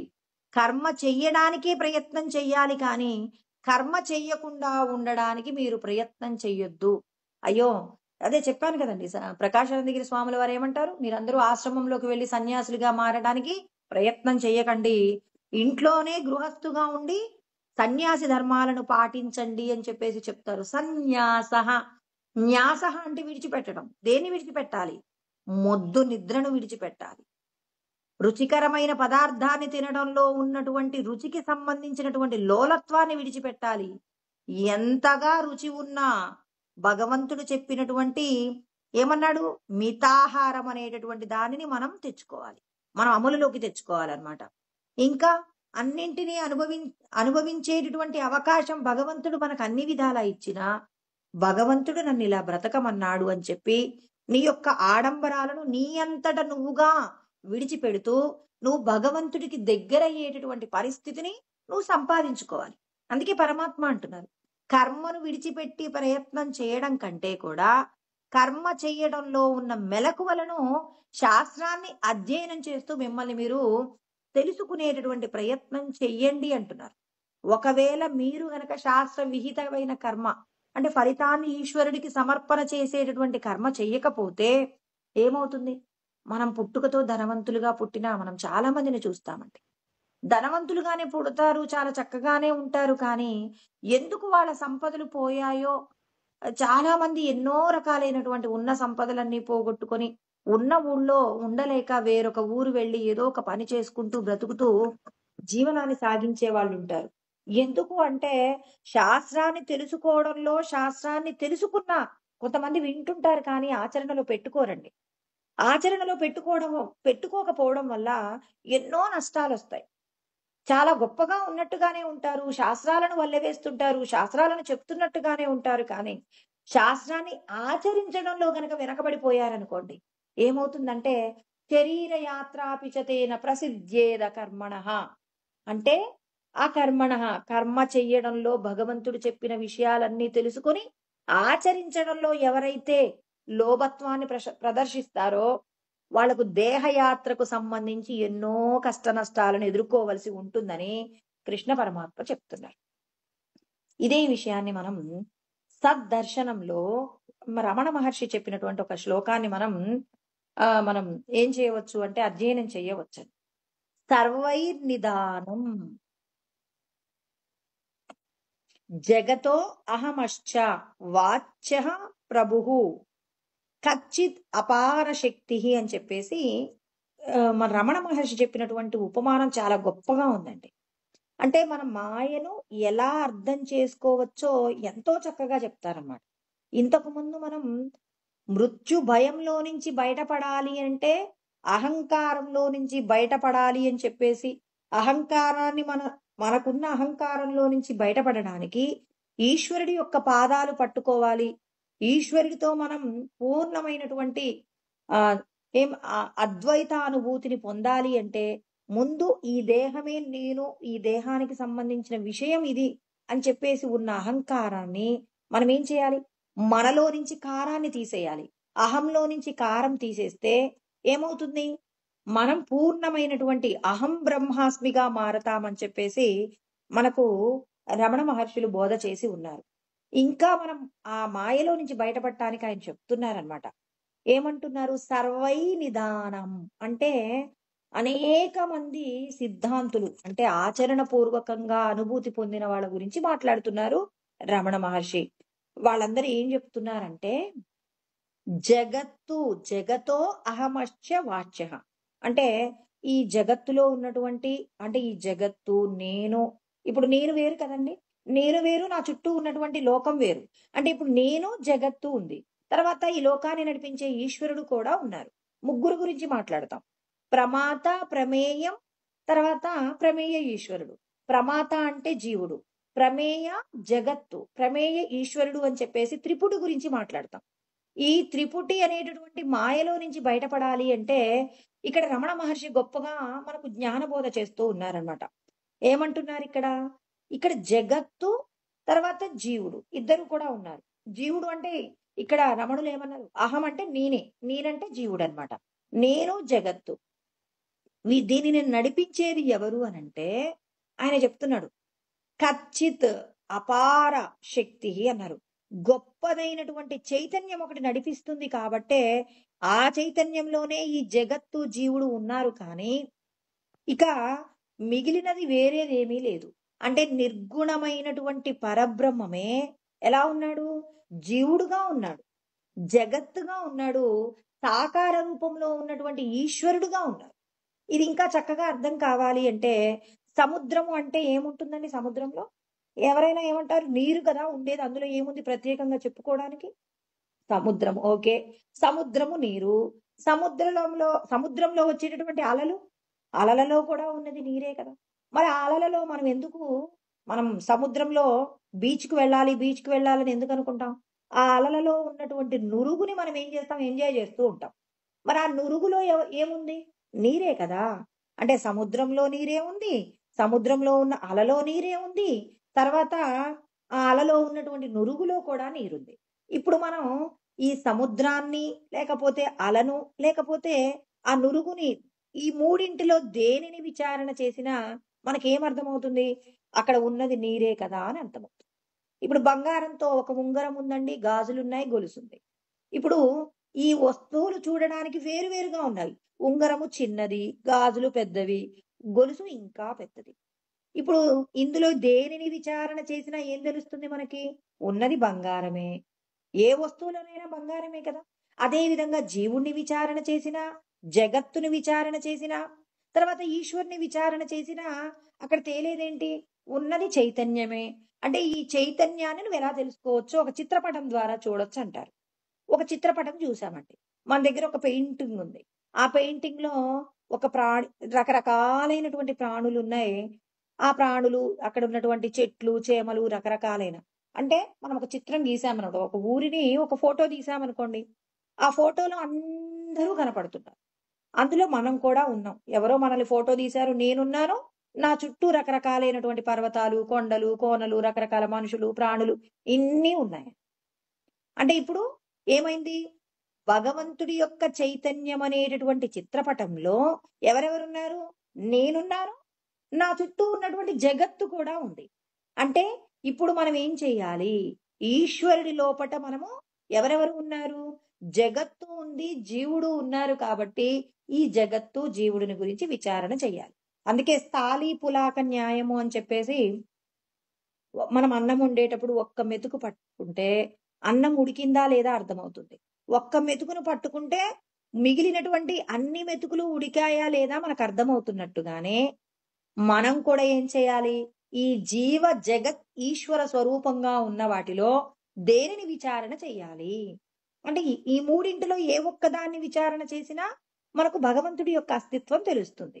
మరి మనం ఏం చేద్దాం? ఈశ్వరుడిని, జగత్తుని మనం విచారణ చేశామనుకోండి, మనకు వెంటనే అహంకారం పెరిగిపోతుంది. నేను శాస్త్రం తెలుసుకున్నాను, ఈ జగత్తులో ఉన్న మాయ తెలుసుకున్నాను, ఈశ్వరుడిలో ఉన్న గొప్పతనం తెలుసుకున్నాను అని మనకు అహంకారం పెరుగుతుంది. మనం పోగొట్టుకోవాల్సింది ఏంటి? అహంకారం. అహమతి అనేటటువంటి మాట చెప్పుకున్నాం. మృత్యుముపైతి పూర్వం. భగవంతుడిలో మనం ప్రవేశించాలంటే అహంకారాన్ని విడిపించుకోవాలి. అహంకారాన్ని విడిపించుకోవాలంటే నేను కదా శాస్త్రం తెలుసుకొని భగవంతుడు ఎక్కడెక్కడున్నాడో తెలుసుకున్నానని మనకు అహంకారం పెరుగుతుంది కదా. అందుకే మనల్ని ఏమంటారు? మనం బయటపడాల్సిన విషయ వాసనలేంటి? లోక వాసన, శాస్త్ర వాసన అని చెప్పేసి మనం చెప్పుకుంటాం కదండి. అంటే ఈ వాసనలలో మనం లోకవాసన విడిచిపెట్టాలి కదా. విషయ వాసన, శాస్త్రము, విషయము, మనము లోకము, ఈ మూడింటి వాసనలోంచి బయటపడాలంటే ముందు ఎవరిని విచారణ చేయాలి? జీవుణ్ణి. అంటే ప్రమాత అని పిలుస్తారు. అంటే శాస్త్రపరంగా చెప్పిన మాటలు చెప్పుకోవాలి కాబట్టి ఇక్కడ జీవుడిని ఏమంటారు? ప్రమాత అంటారండి. జగత్తునేమంటారు? ప్రమేయము అంటారు. ఈశ్వరుడిని ఏమంటారు? సాకార రూపంలో ఉన్న ఈశ్వరుని ప్రమేయ ఈశ్వరుడు అంటారు. అంటే ఈ పదాలను చెప్పుకోవడం వల్ల ఏమవుతుందంటే శాస్త్రం కూడా మనం తెలుసుకుంటున్నాం, విచారణ చేస్తున్నాం. చాలా సులభంగా ఈ పదాలు లేకుండా కూడా చెప్పవచ్చు. కానీ ఎవరు ఈ మాటలు చెప్పారు, ఎక్కడ చెప్పారు అంటే అనుభవపూర్వకమైనటువంటి రమణుల లాంటి వాళ్ళు ఈ మాటలు చెప్పినారు అని మనం వాళ్ళ పేరు చెప్పుకున్నంత మాత్రం చేతనే, వాళ్ళ మాట విన్నంత మాత్రం చేతనే మనం చేసేటటువంటి కర్మలలో ఉన్న దోషాలన్నీ కూడా ఆ పరమాత్మ ఏం చేస్తాడంటే తీసేస్తాడండి. మన పాపాలన్నీ కూడా హరించేస్తాడనమాట. అందుకే వాళ్ళు చెప్పారు అని చెప్పేసి, వాళ్ళు చెప్పిన విషయాలను మనం అధ్యయనం చేస్తూ ఉన్నామనుకోండి. ఇక్కడ చూడండి, రమణులు తాను కూడా ఒక విషయాన్ని చెప్తూ పెద్దలు చెప్పారు అని చెప్తున్నారు. సర్వై నిదానః అంటున్నారు. అంటే అనేక మంది పెద్దలు చెప్పినటువంటి మాట అంటున్నారు కానీ, నేను మాత్రమే చెప్తున్నానని చెప్పారా ఇక్కడేమైనా? అంటే పెద్దలను గౌరవించటం మనకు నేర్పిస్తున్నారా లేదా? మన శ్రీకృష్ణ పరమాత్మ ధర్మరాజు యాగం చేస్తున్నారటండి. యాగం చేసేటప్పుడు కృష్ణ పరమాత్మ వెళ్ళి, నాకు కూడా ఒక పని అప్పచెప్పండి బావగారు అన్నారట. వీళ్ళు వెమ్మటే కృష్ణ పరమాత్మ అంటే ఆయన ఈ భూమి మీద వెలిసినటువంటి జగద్గురువుగా చూస్తారు కదండి.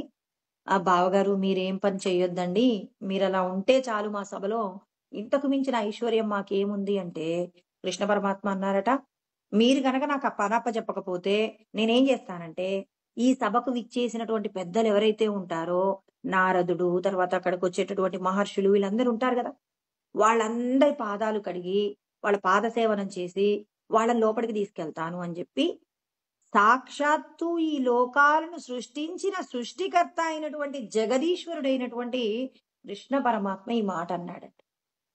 అంటే ఏం చెప్తున్నారు? నేనిది గొప్ప అని చెప్పేసి మనం అనుకుంటూ ఎవరికి తల వంచము అన్నామనుకోండి, అది చాలా ప్రమాదం అండి.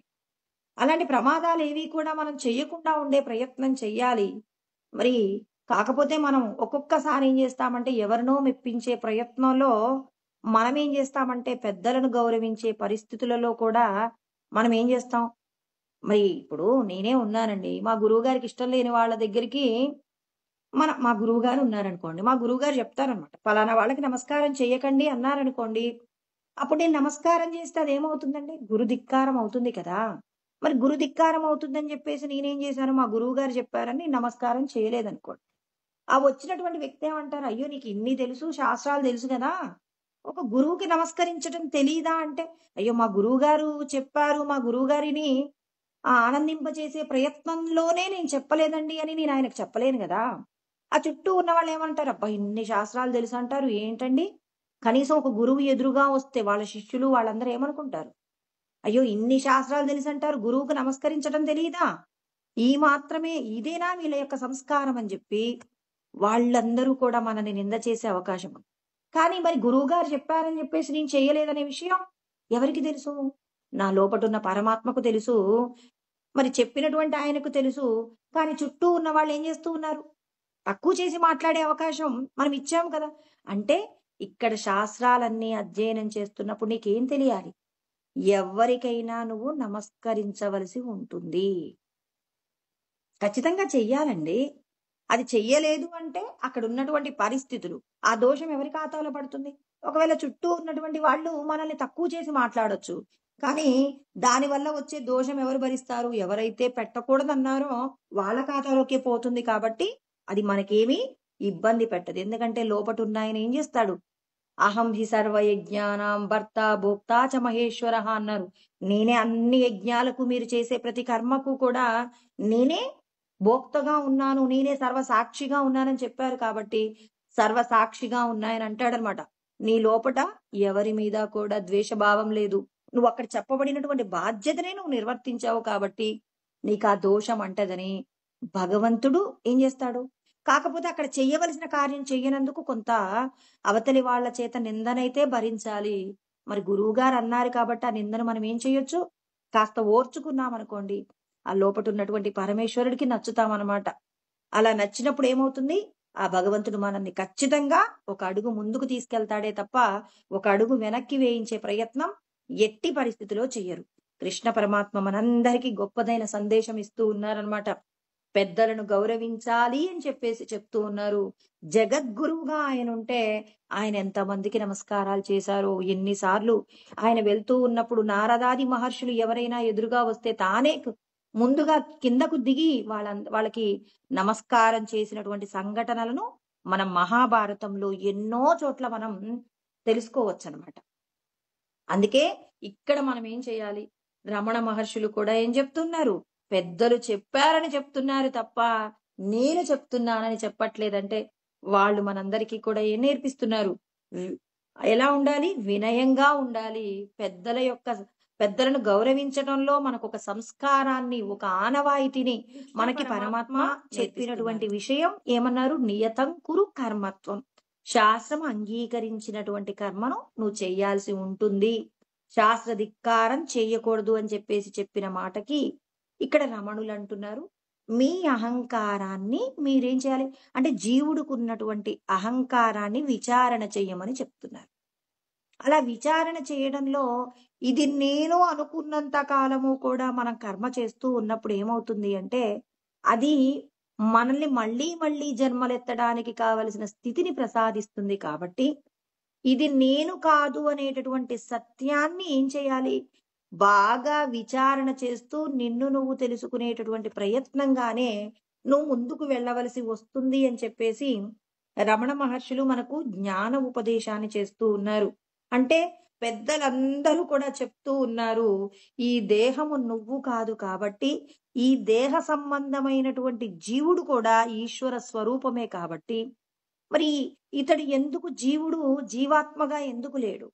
ఎందుకు తన యొక్క స్వశక్తిని కోల్పోయాడు అంటే, మరి దేహ సంబంధమైనటువంటి విషయాలన్నీ నేను నేను అనుకుంటూ తన మీద ఆరోపించుకుంటున్నాడు కాబట్టి, ఆ ఆరోపణలో నుంచి బయటపడటానికి ఏం చేయవలసి ఉంటుంది అంటే అతడు సాధన చెయ్యాలి. ఎలాంటి సాధన అంటే ఇక్కడ తనను తానే విచారణ చేసుకోండి. దేహ సంబంధమైన విషయాలన్నీ కూడా ఒక్కొక్కటిగా విచారణ చేసుకోండి. విచారణ చేసుకుంటూ ఇది నేనా? విచారణ చెయ్యాలి. ఎలా చేయాలి? ఇప్పుడు మొట్టమొదట స్థూల భూతాలు పుట్టాయండి. సూక్ష్మ భూతాలు పుట్టాయి. ఈ సూక్ష్మ భూతాలు లో నుంచి ఏం పుట్టాయి? వాటిని పంచీకరణం చేసినప్పుడు ఏమవుతుందంటే మరి స్థూల భూతాలు పుట్టాయండి. అంటే ఇప్పుడు మన శరీరం గురించి మాట్లాడితే మొట్టమొదట పంచభూతాలు ఉన్నాయి కదండి. ఆకాశము, వాయువు, అగ్ని, జలము, పృథ్వీ ఇవన్నీ ఉన్నాయి కదా. మరి ఇవన్నీ కూడా ఏమయ్యాయి? వీటన్నింటినీ కూడా మనం తీసుకుంటే వీటన్నింటినీ సూక్ష్మభూతాలు అంటారు. వీటిని ఏం చేశారంటే పంచీకరణ చేశారండి. పంచీకరణ చేస్తే ఏమన్నారు ఇక్కడ? పంచీకృత మహాభూతం సంభవం కర్మ సంచితం శరీరం సుఖ దుఃఖానాం భోగాయతనముచ్యతే అన్నారు. అంటే ఈ ఏవైతే సూక్ష్మభూతాలు ఉంటాయో వీటిని ఏం చేశారంటే మనం చేసుకున్న పాప పుణ్యాలను బట్టి ఎవరెవరికి ఎంతెంత ఎలా పంచభూతాలను పంచాలన్నమాట. పంచభూతాలంటే ఉదాహరణకి ఒక్కటి చెప్తానండి. వాయువు ఉంటుంది, ఆకాశం ఉంటుందండి. ఆకాశం సగభాగం ఉంటే మిగిలినటువంటి వాయువు, అగ్ని, జలము, పృథ్వీ వీటన్నింటినీ ఏం చేస్తారు? ఆ 50%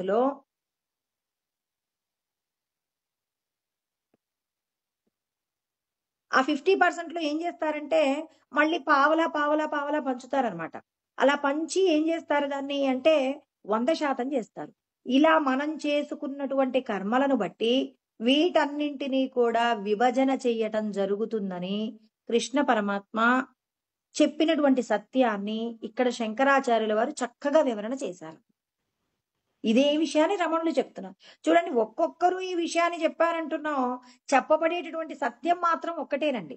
కృష్ణుడు చెప్పారంటున్నాం, రమణులు చెప్పారంటున్నాం, తర్వాత శంకరాచార్యుల వారు చెప్పారంటున్నాం. కానీ చెప్పబడిన విషయం ఏంటి? ఇక్కడ సూక్ష్మభూతాలను పంచీకరణ చేస్తే స్థూల భూతాలు ఏర్పడుతున్నాయి. స్థూల భూతాలలో నుంచి పంచభూతాలు ఏర్పడుతూ ఉన్నాయి. కాబట్టి ఇన్ని రకాలైనటువంటి వివరణల ద్వారా మనం ఏం చేయాలి? ఒక్కొక్క దానిని కూడా విచారణ చేస్తూ మనం కర్మ చెయ్యవలసి ఉంటుంది. దేహ సంబంధమైన విషయాలలో మనం అంటే ఇక్కడ జీవుడు ఏం చేస్తున్నాడు? తనకు దగ్గరగా ఉన్న విషయాలు ఏంటంటే జీవుడు దేన్ని ప్రేమిస్తూ ఉంటాడు? ఈ దేహాన్ని ప్రేమిస్తాం. మనమందరం దేన్ని ఇష్టపడతామండి? ఎవరు నువ్వు అంటే ఏమంటాం? ఇది స్త్రీ దేహం అయితే ఇది, నేను ఇది అని చెప్పేసి, దీనికి సంబంధించినటువంటి సంపదలు, భార్య, పిల్లలు అన్నింటిని కూడా ఏం చేస్తూ ఉన్నాం? ఒక్కొక్క దాన్ని కూడా మనం ఏం చేస్తున్నాం? అనుభూతి పొందుతున్నాం. ఈ దేహానికి సంబంధించి ఏదైనా అనారోగ్యం వచ్చిందనుకోండి, వెంటనే ఏం చేస్తాం? అయ్యో! నాకు అనారోగ్యం వచ్చేసిందని చెప్పేసి చాలా దుఃఖాన్ని పొందుతామండి. అంటే మనకు బాగా ఇష్టమైనటువంటి వస్తువేంటి? అందుకే మా గురువుగారు చెప్తూ ఉంటారు. ఏం చెప్తుంటారంటే జీవుడికట నలుగురు భార్యలట. ఇప్పుడు ఈ జీవుడు వెళ్ళిపోయేటప్పుడు అడుగుతాడట. మరి మీలో ఎవరు నా వెంట వస్తారు అనంటే, బాగా ఇష్టమైనటువంటి భార్య ఎవరు అనంటే, చిన్న భార్య అంటే బాగా ఇష్టం ఉంటుంది కదండీ! చిన్న భార్య అంటే బాగా ఇష్టం కాబట్టి చిన్న భార్యని అంటారట. హ్మ్. నేను వెళ్ళిపోతున్నాను. టైం అయిపోయింది. మరి మీరు నాతో వస్తారా అంటే, లేదు లేదండి నేను రాలేనండి అంటుందట. సరే అని చెప్పేసి మూడో భార్య దగ్గరికెళ్తారట. వెళ్ళి "నువ్వైనా నాతో వస్తావా అమ్మా" అనంటే, "లేదండి నేను రాను" అంటారు. అంటే జీవుడనమాట ఇక్కడ. ఇక్కడున్నది ఎవరు అంటే జీవుడు. అంటే మనందరం కూడా ఈ శరీరాన్ని పొందాం కదా! ఈ శరీరాన్ని పొందాం కాబట్టి, ఇక్కడ ఆ వ్యక్తి ఏమంటున్నాడు? తనకున్నటువంటి నలుగురు భార్యలలో చిట్ట చివరి భార్య రానంటుంది. మూడో భార్యని రమ్మంటే నేను రానంటుంది. రెండో భార్యని అడిగాడట. "నువ్వొస్తావా?" అన్నారట. "లేదు నేను రాను" అన్నారు. అయ్యో! అదేంటి ఎవరో రావాలి కదా! అని జెప్పేసంటే, లేదు లేదు మేము రాము అంటారట. మరి పెద్ద భార్యనడుగుతారు. పెద్ద భార్యను ఏనాడు కూడా చాలా ప్రేమగా చూసుకున్నదే లేదు. అసలొక భార్య ఇంట్లో ఉందని, ఆ భార్యను గుర్తించినటువంటి సన్నివేశాలు కూడా చాలా తక్కువగా ఉన్నాయట. అంటే ఇంట్లో భార్య ఉందనేటటువంటి విషయాన్ని కూడా గుర్తుపెట్టుకోకుండానే ఈ ముగ్గురు భార్యలతో కలిసి తిరిగాడండి ఈయన. ఈ ముగ్గురు భార్యలెవరు అనంటే, ఈ దేహమే నేను అనుకుంటూ మనం ప్రతినిత్యము కూడా ఎవరితో తాదాత్మ్యత పొందుతుంటాం లేవగానే మొఖం అద్దంలో చూసుకుంటాం. నేను అందంగా ఉన్నానా లేదా అని చెప్పేసి దీనికి సంబంధించి ఎన్నో రకాలైనటువంటి ఆభరణాలను ఇచ్చే ప్రయత్నం చేస్తూ ఉంటాం. మరి ఇది అందరిలో వెళ్ళాలి అని చెప్పేసి ఈ శరీరానికి సంబంధించిన బంధువులందరితో కలిసి మనం కలిసిమెలిసి తిరుగుతూ ఉంటాం. అంటే మనకి ఈ శరీరము ఇష్టం బాగా. శరీరానికి సంబంధించినటువంటి సంపదలు బాగా ఇష్టం. తర్వాత శరీరానికి సంబంధించినటువంటి బంధువులంటే ఇష్టం. కానీ మరి ఈ జీవుడికి రోజు శక్తినిచ్చి అంటే ఇప్పుడు ఒక పురుషుడిగా మనం మాట్లాడితే అతడికి రోజు రకరకాలుగా అన్ని విధాలుగా శక్తినిస్తూ అన్ని విధాలా సమకూర్చి పెట్టినటువంటి ఆ పెద్ద భార్యని మాత్రం ఏనాడు కూడా ఉంది అని పట్టించుకోడు. ఒకవేళ ఇప్పుడు ఆ జీవుడు ఈ శరీరంలో నుంచి వెళ్ళిపోతున్నాడనుకోండి. శరీరంలోంచి వెళ్ళిపోయేటప్పుడు ఎవరు వెంట రావాలి? లోపటున్నటువంటి ఆత్మ స్వరూపంగా ఈ జీవుడికి నీడగా ఉన్నటువంటి ఆత్మ ఏం చేస్తుంది? ఈ జీవుడితో కలిసి వెళ్ళిపోతుందండి. అంటే మనందరితో కలిసి వచ్చేది ఎవరు అనంటే వీళ్ళేనండి. అంటే ఆత్మ మాత్రమే మన వెంట వస్తుంది. ఈ జీవుడు కొన్ని విషయాలు మూటగట్టుకుంటాడనమాట. ఏంటి? ఈ శరీరానికి సంబంధించిన బంధువులను బాగా ఇష్టపడతాడు. ఈ దేహానికి సంబంధించిన కొన్ని ఆభరణాలు, లేకపోతే ఇంకేదైనా వస్తువుల్ని బాగా ఇష్టపడుతుంటాడు. వాటికి సంబంధించిన విషయాలు మూటగట్టుతాడు. ఈ శరీరంతో తిన్నటువంటి పదార్థాలు వీటన్నింటిని కూడా మూటగట్టుకుంటాడు. అంటే వాసనలు మూటగట్టుకున్నాడనమాట. ఇన్ని విషయాలను మూటగట్టుకొని ఆయన ఎళ్ళిపోతూ ఉన్నాడండి. ఇలా వెళ్ళిపోయేటప్పుడు అంటే వాసనలు మూటగట్టుకున్నాడు కానీ, మరి వీళ్ళెవరు రానంటున్నారు. ఈ శరీరం వస్తానంటుందా? మనం వెళ్ళిన ప్రతి చోటకి మన శరీరం వస్తుందా అండి? ఈ శరీరం ఒకసారి చనిపోయిన తర్వాత దీన్నేం జేస్తారు? పంచభూతాలలో కలిపేస్తారు. ఖననము లేకపోతే సమాధిలో పూడ్చివేయడం ఇలాంటిదేదో ఒకటి చేసి ఈ పంచభూతాలలో కలిపేస్తారు. ఒకవేళ ఈ శరీరాన్ని ఎవరు కాల్చేవాళ్ళు, పూడ్చేవాళ్ళు లేరనుకోండి. ఆ భగవంతుడు ఏం జేస్తాడంటే మనందరి లోపట ధనంజయ అనేటటువంటి ఒక ఆహ్, ఉపవాయువుని ఇందులో పెడతాడండి. ప్రాణవాయువులలో ఉపవాయువులుంటాయన్నమాట. నాగ, కూర్మ, కృకర, దేవదత్తం, ధనంజయ అని జెప్పేసి ఉంటుందండి. ఈ ధనంజయ అనేటటువంటి వాయువు మనం శరీరం విడిచిపెట్టాక కూడా, జీవుడు ఈ శరీరంలోంచి వెళ్ళిపోయాక కూడా, ఈ ధనంజయ అనే వాయువు ఏం జేస్తుంది మనందరికీ తెలుసు. ఈ శరీరాన్ని గనక మనం 2, 3 రోజులు అలాగే పట్టించుకోకుండా ఉన్నారనుకోండి. అంటే ఏదైనా ఒక పశువు రోడ్డు మీద చనిపోతే అదేమవుతుంది? ఆ లోపల పొట్టంతా ఉబ్బిపోయి శరీరం అంతా కూడా ఉబ్బి కొద్ది రోజుల తర్వాత ఏమవుతుంది? అది మొత్తం కూడా బరస్ట్ అవుతుంది. పగిలిపోతుంది. అంటే స్వెల్లింగ్ వచ్చేసి పగిలిపోతుంది. అంటే మన శరీరాన్ని భగవంతుడు ఎవరు కూడా మన శరీరాన్ని పూడ్చేవాళ్ళు, కాల్చేవాళ్ళు లేరనుకోండి. భగవంతుడు ఏం చేస్తాడు? దీన్ని పంచభూతాలలో కలిపేటటువంటి ప్రయత్నం కూడా ఈశ్వరుడు ఆల్రెడీ ఏర్పాటు చేసుకున్నారు. లోకంలో ఎన్ని ప్రాణులకు ఖననము ఇలాంటివి జరుగుతాయండి? మరి ఖననం చేసేటటువంటి పద్ధతులు కొన్నింటికే ఒక మనిషికి జరుగుతుంది. లేకపోతే మనం ఏదైనా పెంపుడుగా పెంచుకున్నటువంటి జంతువులకు సంబంధించి జరుగుతుంది.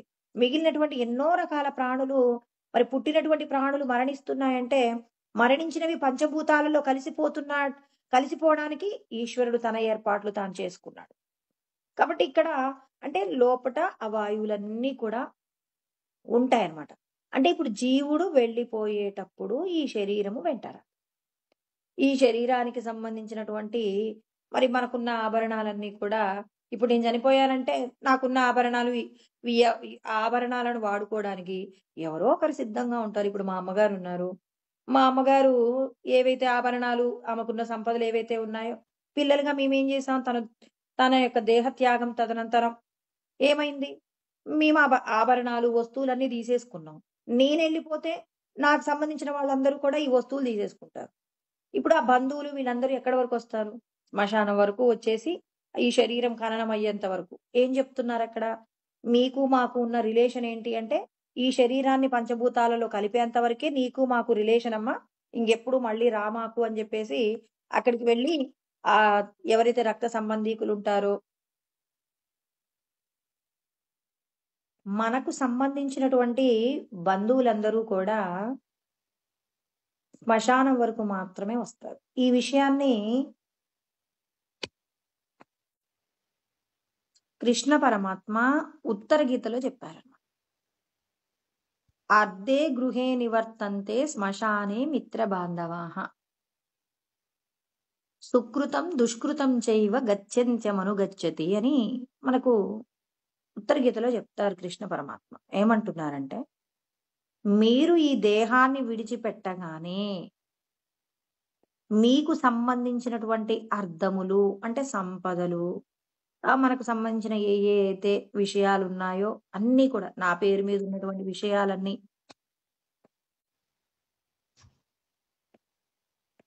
అన్నీ కూడా పరమాత్మ చెప్తున్నారన్నమాట ఇక్కడ. అంటే అన్నింటినీ కూడా మనం విడిచిపెట్టాలి. అంటే విడిచిపెట్టేస్తాం. ఇవన్నీ కూడా ఇవాళ నా సొంతంగా ఉన్నవి నేను మరణించిన తర్వాత వేరొకరి సొంతం కాబోతున్నాయి. అంటే మీరు ఎప్పుడైతే ఈ దేహంలో నుంచి వెళ్ళిపోయారో అంటే జీవుడి యొక్క పరిస్థితి, మన పరిస్థితి అండి. ఈ శరీరమే నేను అనుకుంటూ మనం కాలాన్ని గడిపేస్తూ ఉన్నాం. కానీ ఈ శరీరాన్ని విడిచిపెట్టే రోజు ఒకటి వస్తుంది. ఎందుకంటే మన పెద్దవాళ్ళు మరి శరీరాలు విడిచిపెట్టి వెళ్ళిపోయిన తర్వాత వాళ్ళ వెంట ఏమైనా తీసుకెళ్లారా? ఏమీ తీసుకెళ్ళలా. మరి మనం తీసుకెళ్తామా? ఏమీ తీసుకెళ్ళం. కృష్ణ పరమాత్మ వివరణ చేస్తూ ఉన్నారనమాట. అర్ధే గృహే అంటే ఇంటి దగ్గరే అన్ని విడిచిపెట్టేసి వెళ్ళిపోతారు. నివర్తంతే శ్మశానే మిత్ర బాంధవ. శ్మశానం వరకు మీ స్నేహితులు. ఒక్కరోజు మనం ఏదైనా ఫంక్షన్‌కి వెళ్ళకపోతే, అయ్యో! వాళ్ళు తిట్టేస్తారండి. మా అక్కయ్య ఊరుకోదండి.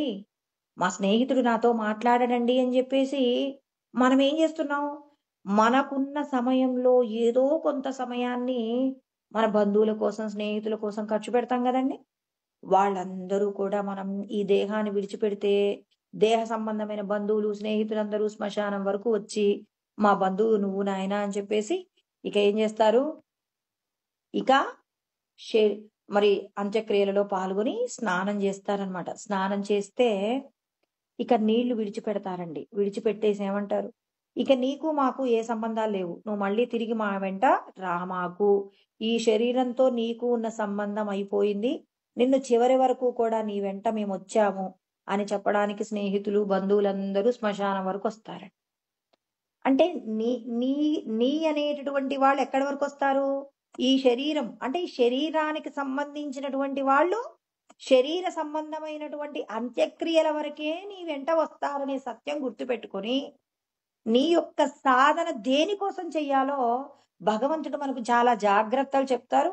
ఆ జాగ్రత్తల్ని పెద్దలు ఏం చేశారు? కథల రూపంలో చెప్తారు. నలుగురు భార్యలని, పట్టించుకోనటువంటి భార్య ఆత్మయని, బాగా ఇష్టమైనటువంటి భార్య శరీరమని, తర్వాత దీనికి సంబంధించినటువంటి సంపదలు రెండో తర్వాత మూడో భార్య అని చెప్పేసి, మరి నాలుగో భార్యగా మనకున్నటువంటి స్నేహితులు, బంధువులు అని చెప్పేసి కృష్ణ పరమాత్మ చెప్పబడినటువంటి ఈ శ్లోకంలో ఉన్న విషయాన్నే వాళ్ళు ఏం చేశారు?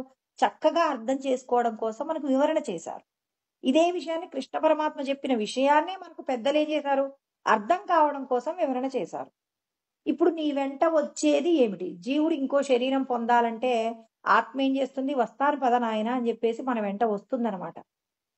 కానీ మనము ఇంత శక్తివంతంగా ఉండడానికి సహాయం చేసింది ఆత్మ యొక్క శక్తిని జీవుడు తెలుసుకోనంత వరకు, అంటే మనం తెలుసుకోనంత వరకు శరీరాలు పొందుతూనే ఉంటామన్నమాట. ఏనాడైనా మనం లోపలికి వెనక్కి చూసి మరి మనతో మనం మాట్లాడుకుంటామా అండి? ఎవ్వరూ నాతో మాట్లాడట్లేదని చెప్పేసి విచారంగా ఉంటాం గాని, ఇప్పుడు చూడండి చాలా మంది మంచంలో ఉండి పెద్దవాళ్ళు, అయ్యో నాతో మాట్లాడటానికి ఎవ్వరూ రారేరా, కాసేపొచ్చి నాకు లోకంలో జరిగే విషయాలు చెప్పొచ్చు కదరా అని చెప్పేసి చాలా మంది పెద్దవాళ్ళు చూడండి మంచంలో పడుకొని పిలుస్తూ ఉంటారు. వాళ్ళంటారు, ఆహా నీకున్న సమయమంతా హాయిగా గడిపేశాం, ఇప్పుడు ప్రశాంతంగా మంచంలో ఉండి భగవన్నామ స్మరణ చేసుకోరాదు, మా పనులు మాకున్నాయి, నీ దగ్గర కూర్చుంటే ఇల్లెలా గడుస్తుంది అని చెప్పేసి ఎవరి పనులలో వాళ్ళు బిజీగా వెళ్ళిపోయారు. మంచంలో ఉన్నవాళ్ళు చాలా దుఃఖపడుతూ ఉంటారు. అదే మనము ఈ శరీరంతో వయసులో ఉన్నప్పుడే దేహ సంబంధమైనటువంటి కర్మలు చేస్తున్నప్పుడే భగవంతుడి యొక్క జ్ఞానం తెలుసుకొని అసలు నేనెవరు, ఎందుకు ఈ శరీరాన్ని పొందాను, ఈ శరీరానికి సంబంధించిన బంధువులేంటి, సంపదలేంటి, ఇవన్నీ మళ్ళీ ఒక రోజున విడిచిపెట్టి వెళ్ళిపోవడం ఏంటి, అసలు నేను ఎక్కడికి వెళ్తున్నాను, నేను ఈ శరీరాన్ని ఎందుకు పొందాను, ఈ కులంలో ఎందుకున్నాను, నేను పురుషుడిగా ఎందుకున్నాను, నేను స్త్రీగా ఎందుకున్నాను, వీళ్ళే నాకెందుకు బంధువులయ్యారు, వీళ్ళే నాకెందుకు స్నేహితులయ్యారు, మళ్ళీ చనిపోయిన తర్వాత నేను ఎక్కడికి వెళ్తాను, ఈ శరీరం రాకపూర్వం, మా తల్లి గర్భంలోకి రాకపూర్వం నేను ఎక్కడున్నాను, ఇలాంటి విషయాల గురించి విచారణ చేస్తే నీకు ఆ విచారణ చెయ్యాలన్న కోరిక కలిగినంత మాత్రం చేతన భగవంతుడు ఏం చేస్తాడు? అమ్మ వీడు నా గురించి తెలుసుకోవడానికి ఆలోచన చేస్తున్నాడని లోపటున్నటువంటి ఆత్మ సాక్షిగా ఉంటుంది కదా, వెంటనే ఆయన ఏం చేస్తాడు? సద్గురువు దగ్గరికి తీసుకువెళ్లి కూర్చోబెడతాడనమాట. తెలుసుకోరా బాబు, ఇప్పటికైనా నువ్వు నాతో మాట్లాడరా బాబు అని చెప్పేసి చెప్తాడు. వివేకానందుడు అంటారండి, మీతో మీరు మాట్లాడుకోగలిగిన గొప్పదైన జన్మ మానవ జన్మ. మీతో మీరు మాట్లాడుకోలేకపోయారనుకోండి, మీరు గొప్పదైనటువంటి భగవంతుడి యొక్క అనుభూతిని మిస్ అవుతారు. ఈ శరీరంతో తప్ప ఏ ఉపాధిని పొందినా, 84 లక్షల ఉపాధులలో ఏ ఉపాధిని పొందినా మిమ్మల్ని మీరు తెలుసుకోలేరు. మిమ్మల్ని మీరు తెలుసుకోగలిగినటువంటి గొప్పదైనటువంటి జన్మ మానవ జన్మ. అంటే ఇప్పటికైనా మీ లోపటున్న మీకు శక్తినిచ్చేటటువంటి మీ సన్నిహితుడైనటువంటి పరబ్రహ్మమే మీకు సన్నిహితుడుగా ఉన్నాడు, స్నేహితుడుగా ఉన్నాడు, నిన్ను రక్షించేవాడుగా ఉన్నాడు, నిన్ను కాపాడేవాడుగా ఉన్నాడు. పితాహమస్య జగతో మాతా దాత పితామహ, నీకు తల్లిగా, తండ్రిగా, రక్షకుడుగా, తాతగా అన్ని విధాలా ఉన్నటువంటి ఆయన నీ పక్కనే ఉన్నాడు. ఒక్కసారి వెనక్కి మళ్ళీ చూడరా బాబు అని మనకి చెప్తున్నాడు.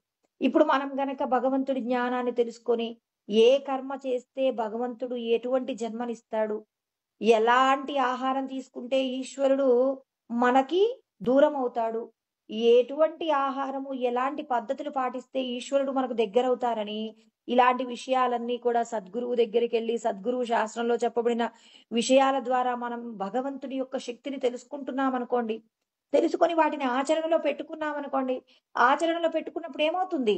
మనతో మనం హాయిగా మాట్లాడుకుంటాం. ఇప్పుడు ఈ శరీరానికి సంబంధించి ఎవరితోనో మాట్లాడాలని, వీళ్ళు లేకపోతే నేను ఉండలేనని చెప్పి, ఈ సంపద లేకపోతే నేను ఉండలేనని చెప్పి, ఇలాంటి ఈ పిచ్చి మాటలన్నీ కూడా కట్టిపెట్టేసి రమణులెప్పుడు ఆనందానుభూతిలో ఓలలాడుతూ ఉంటాడండి. ఎప్పుడు చూసినా పరమ సంతోషంతో ఉంటాడు. మనం ఏం చేస్తుంటాం? అయ్యో నిన్నటి వరకు నాతో ప్రేమగా ఉండి మా స్నేహితుడు మాట్లాడట్లేదండి, నిన్నటి వరకు శత్రువు అనుకున్నాను, వీళ్ళు నాతో ఇవాళ కలిసిపోయి నాతో హాయిగా తిరుగుతున్నారని కొత్త బంధాలను కలుపుకుంటూ ఆనందిస్తున్నాం, పాత బంధంలో ఉన్న లోపాలను తలుచుకుంటూ ఏడుస్తున్నాం, విడిపోయిన వాళ్ళని చూసి ఏడవడం, కలిసి ఉన్న వాళ్ళని చూసి సంతోషపడటం, ఇలాగే జన్మ జన్మలు అన్ని కూడా మనం ఏం చేస్తున్నాం?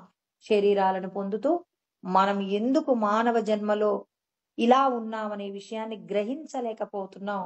అందుకే వృద్ధాప్యంలో చాలా మంది చూడండి గొప్పదైనటువంటి స్థితిని పొందినటువంటి పెద్దవాళ్ళు ఉంటారండి.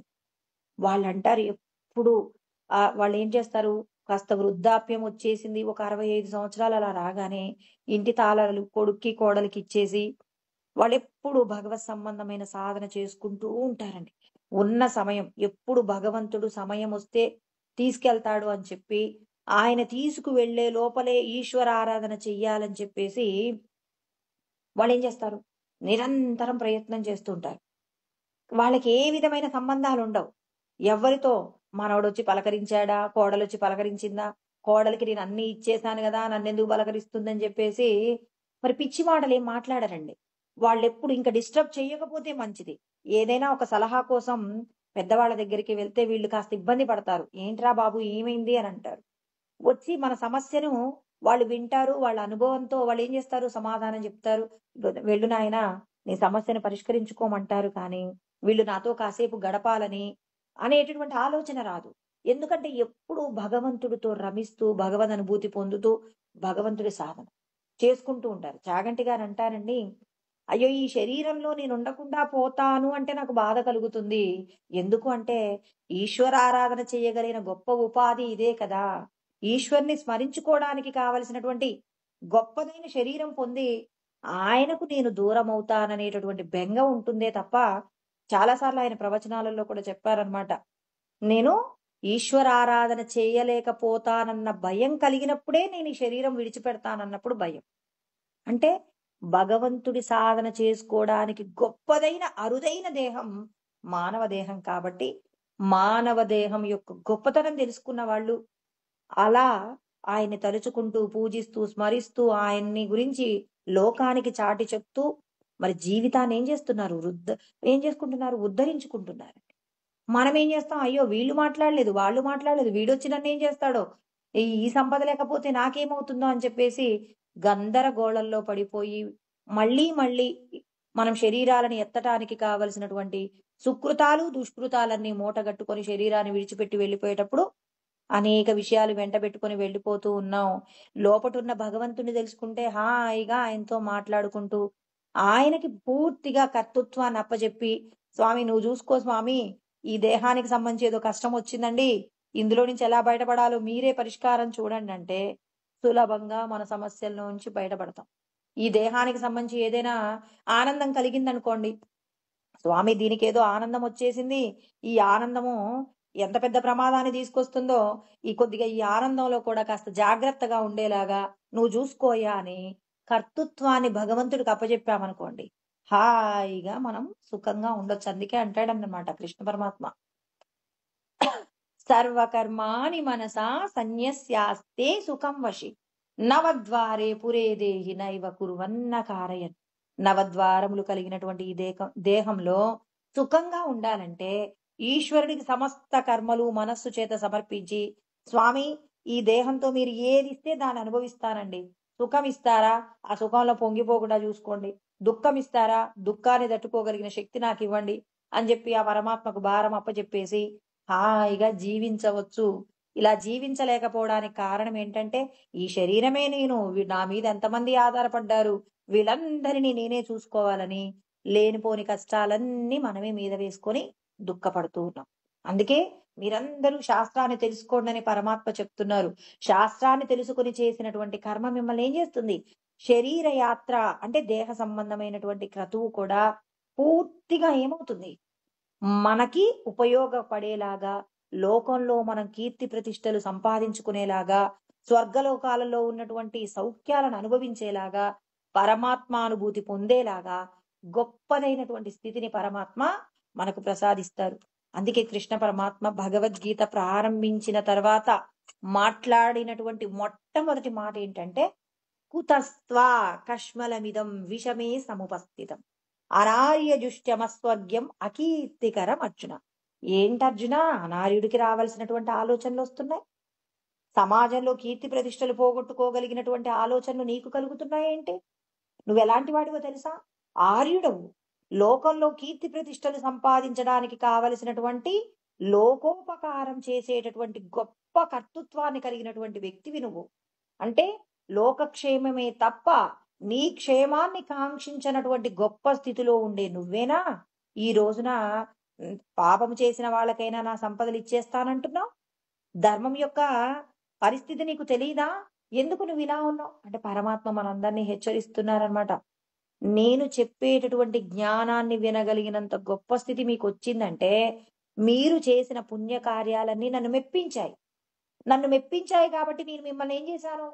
సద్గురువు దగ్గరికి తీసుకువెళ్ళి, మీ లోపట ఉన్నటువంటి పరిపూర్ణమైనటువంటి నన్ను తెలుసుకోగలిగేలాగా మీకు నేను అనుగ్రహం చేశాను. ఇంత అనుగ్రహం చేస్తే మీరేం చేస్తున్నారు? దేహ సంబంధమైన విషయాలలో ధర్మాన్ని విడిచిపెడుతున్నారు. ధర్మాన్ని విడిచిపెడితే మీకున్న కీర్తి ప్రతిష్టలు పోతాయి. స్వర్గానికి మీరు వెళ్లకుండా ఉండిపోతారు. లోకంలో మిమ్మల్ని అందరినీ చెడుగా మాట్లాడతారు. జాగ్రత్త పడండి అని జాగ్రత్తలు చెప్పాడండి.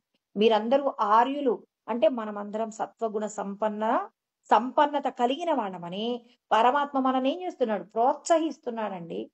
పిల్లవాడు ఏదైనా చిన్న చిన్న తప్పులు చేస్తే ఆ తప్పుల్ని ఎలా టీచర్ ఏం చేస్తారు? అరే నువ్వు చాలా తెలివి కలిగిన వాడివిరా, ఎందుకు చిన్న చిన్న విషయాల కోసం అని చెప్పేసి, ఇవాళ ఆడుకునే ఆటల కోసం అని చెప్పి ఎందుకురా నీ సమయాన్ని వృధా చేసుకుంటావు? కొంచెం కష్టపడ్డావంటే క్లాస్‌లో నిన్నందరూ మెచ్చుకుంటారు. మీ తల్లిదండ్రులు, మీ బంధువులు, మీ చుట్టాలు అందరూ కూడా పలానా వాడు గ్రేట్ అని జెప్పేసి పొగుడుతారు. వాటి ముందు కాసేపు ఇంటికెళ్ళాక చదువుకోవడం మానేసి ఆడుకున్నామనుకో అందరూ తిడతారు. టీచరు రాగానే పొద్దున్నే క్లాస్‌లో కొడుతుంది హోంవర్క్ చేయలేదని. ఇంటికెళ్ళిన తర్వాత తల్లిదండ్రులు ఎందుకురా ఆటల మీదున్న పిచ్చితో నీ భవిష్యత్తును పాడు చేసుకుంటావని తిడతారు. బంధువులు కూడా ఏం చేస్తారు? మీ పిల్లవాడికి చదువు బాగా రాదంట అని చెప్పి నిన్నేం చేస్తారు? అందరూ హేళన చేస్తారు. కాబట్టి వీటన్నింటికి పరిష్కారం ఏంటంటే నువ్వు ఆటలాడే సమయాన్ని తగ్గించుకొని చదువుకోవడం పట్ల నువ్వు శ్రద్ధను పెట్టు అని చెప్పి టీచరు పిల్లవాడికి పాఠం చెప్పినట్టు మనకి కూడా భగవంతుడు చెప్తున్నాడనమాట. నీకు రాబోయేదేంటి? గొప్పదైన కీర్తి ప్రతిష్టలొస్తాయి. తర్వాత ఏమొస్తుంది? నీకు ఒకవేళ భగవంతుడిని తెలుసుకోవడంలో నీకేదైనా చిన్న చిన్న అవకతవకలుండి నువ్వు నన్ను చేరుకోలేకపోయినా, తర్వాత మీకేం చేస్తాను? గొప్పదైన శ్రేష్టమైన జన్మనిస్తాను. జన్మనివ్వడానికంటే పూర్వమే గొప్ప గొప్ప అయినటువంటి స్వర్గాది లోకాలలో మిమ్మల్ని భోగములను అనుభవింపచేస్తాను. తర్వాత మిమ్మల్ని ఏం చేస్తాను? ప్రాప్య పుణ్యకృతాం లోకాన్ ఉషిత్వా శాశ్వతీ సమాహ. అంటే గొప్పదైనటువంటి శుచి, శౌచము కలిగిన సాధన చేసుకోవడానికి అనుకూలమైన కుటుంబంలో పుట్టింపజేస్తాను. అంటే నన్ను పొందడానికి ప్రయత్నం చేయండి. ఒకవేళ మీ ప్రయత్న లోపం ఏదైనా ఉన్నా మీకే ప్రమాదం లేదు. సమాజంలో కీర్తి ప్రతిష్టలు అలాగే ఉంటాయి. స్వర్గాది లోకాలలో సౌఖ్యాలు అనుభవిస్తారు. నన్ను చేరుకోగలిగినటువంటి ఉత్తమ మార్గాన్ని మీరు పొందుతారు. అందుకే ప్రయత్నం చెయ్యండి. ప్రయత్న లోపం లేకుండా జీవించకండి. దానికోసం మీరు చేయాల్సిందేంటి? నేను ఏది చేయకుండా ఉంటాను అనటం కంటే ఏదో ఒక కర్మ చెయ్యండి. చేసే కర్మ శాస్త్రం అంగీకరించిన కర్మ చెయ్యండి. కొద్దిగా చేసినా పర్వాలేదు. అంటే చిన్న పని చేస్తున్నామా, పెద్ద పని చేస్తున్నామా అని కాదు. శాస్త్రం అంగీకరించిన కర్మ చెయ్యండి. భగవంతుడు పరులకు ఉపకారం జరిగేలాగా కర్మ చేయమంటున్నాడు. ఆ ఉపకారం చేస్తూ ఫలితాన్ని ఈశ్వరుడికి సమర్పణ చేయమంటున్నారు. అలా చేసిన కర్మ శాస్త్ర విహిత కర్మ, నిష్కామ కర్మ అవుతుంది. ఆ కర్మయే మిమ్మల్ని రక్షిస్తుందని పరమాత్మ మనందరికీ కూడా ఈ శ్లోకం ద్వారా వివరణ చేస్తూ ఉన్నారు. రేపు భగవంతుడికి ప్రీతికరమైన కర్మలు చేస్తే ఏం జరుగుతుంది? భగవంతుడికి ఇష్టం లేని కర్మ చేస్తే ఏం జరుగుతుంది? వీటన్నింటికి సంబంధించిన వివరణ రేపటి శ్లోకంలో ఇవ్వబోతున్నారు. దాని గురించి మనం రేపు తెలుసుకుందామండి. ఓం సహనావతు సహనౌ భునక్తు సహ వీర్యం కరవావహై తేజస్వినావధీతమస్తు మా విద్విషావహై. ఓం శాంతి శాంతి శాంతి. ఓం ఆప్యాయంతు మమాంగాని వాక్ ప్రాణచక్షుః శ్రోత్రమతో బలమింద్రియాణి చ సర్వాణి సర్వం బ్రహ్మోపనిషదం మా అహం బ్రహ్మ నిరాకుర్యాం మా బ్రహ్మ నిరాకరణోద నిరాకరణమస్త్వ నిరాకరణం మే అస్తు తదాత్మని నిరతేయా ఉపనిషత్సు ధర్మాస్తే మయి సంతు తే మయి సంతు. ఓం శాంతి శాంతి శాంతి. హరి ఓం స్వస్తి.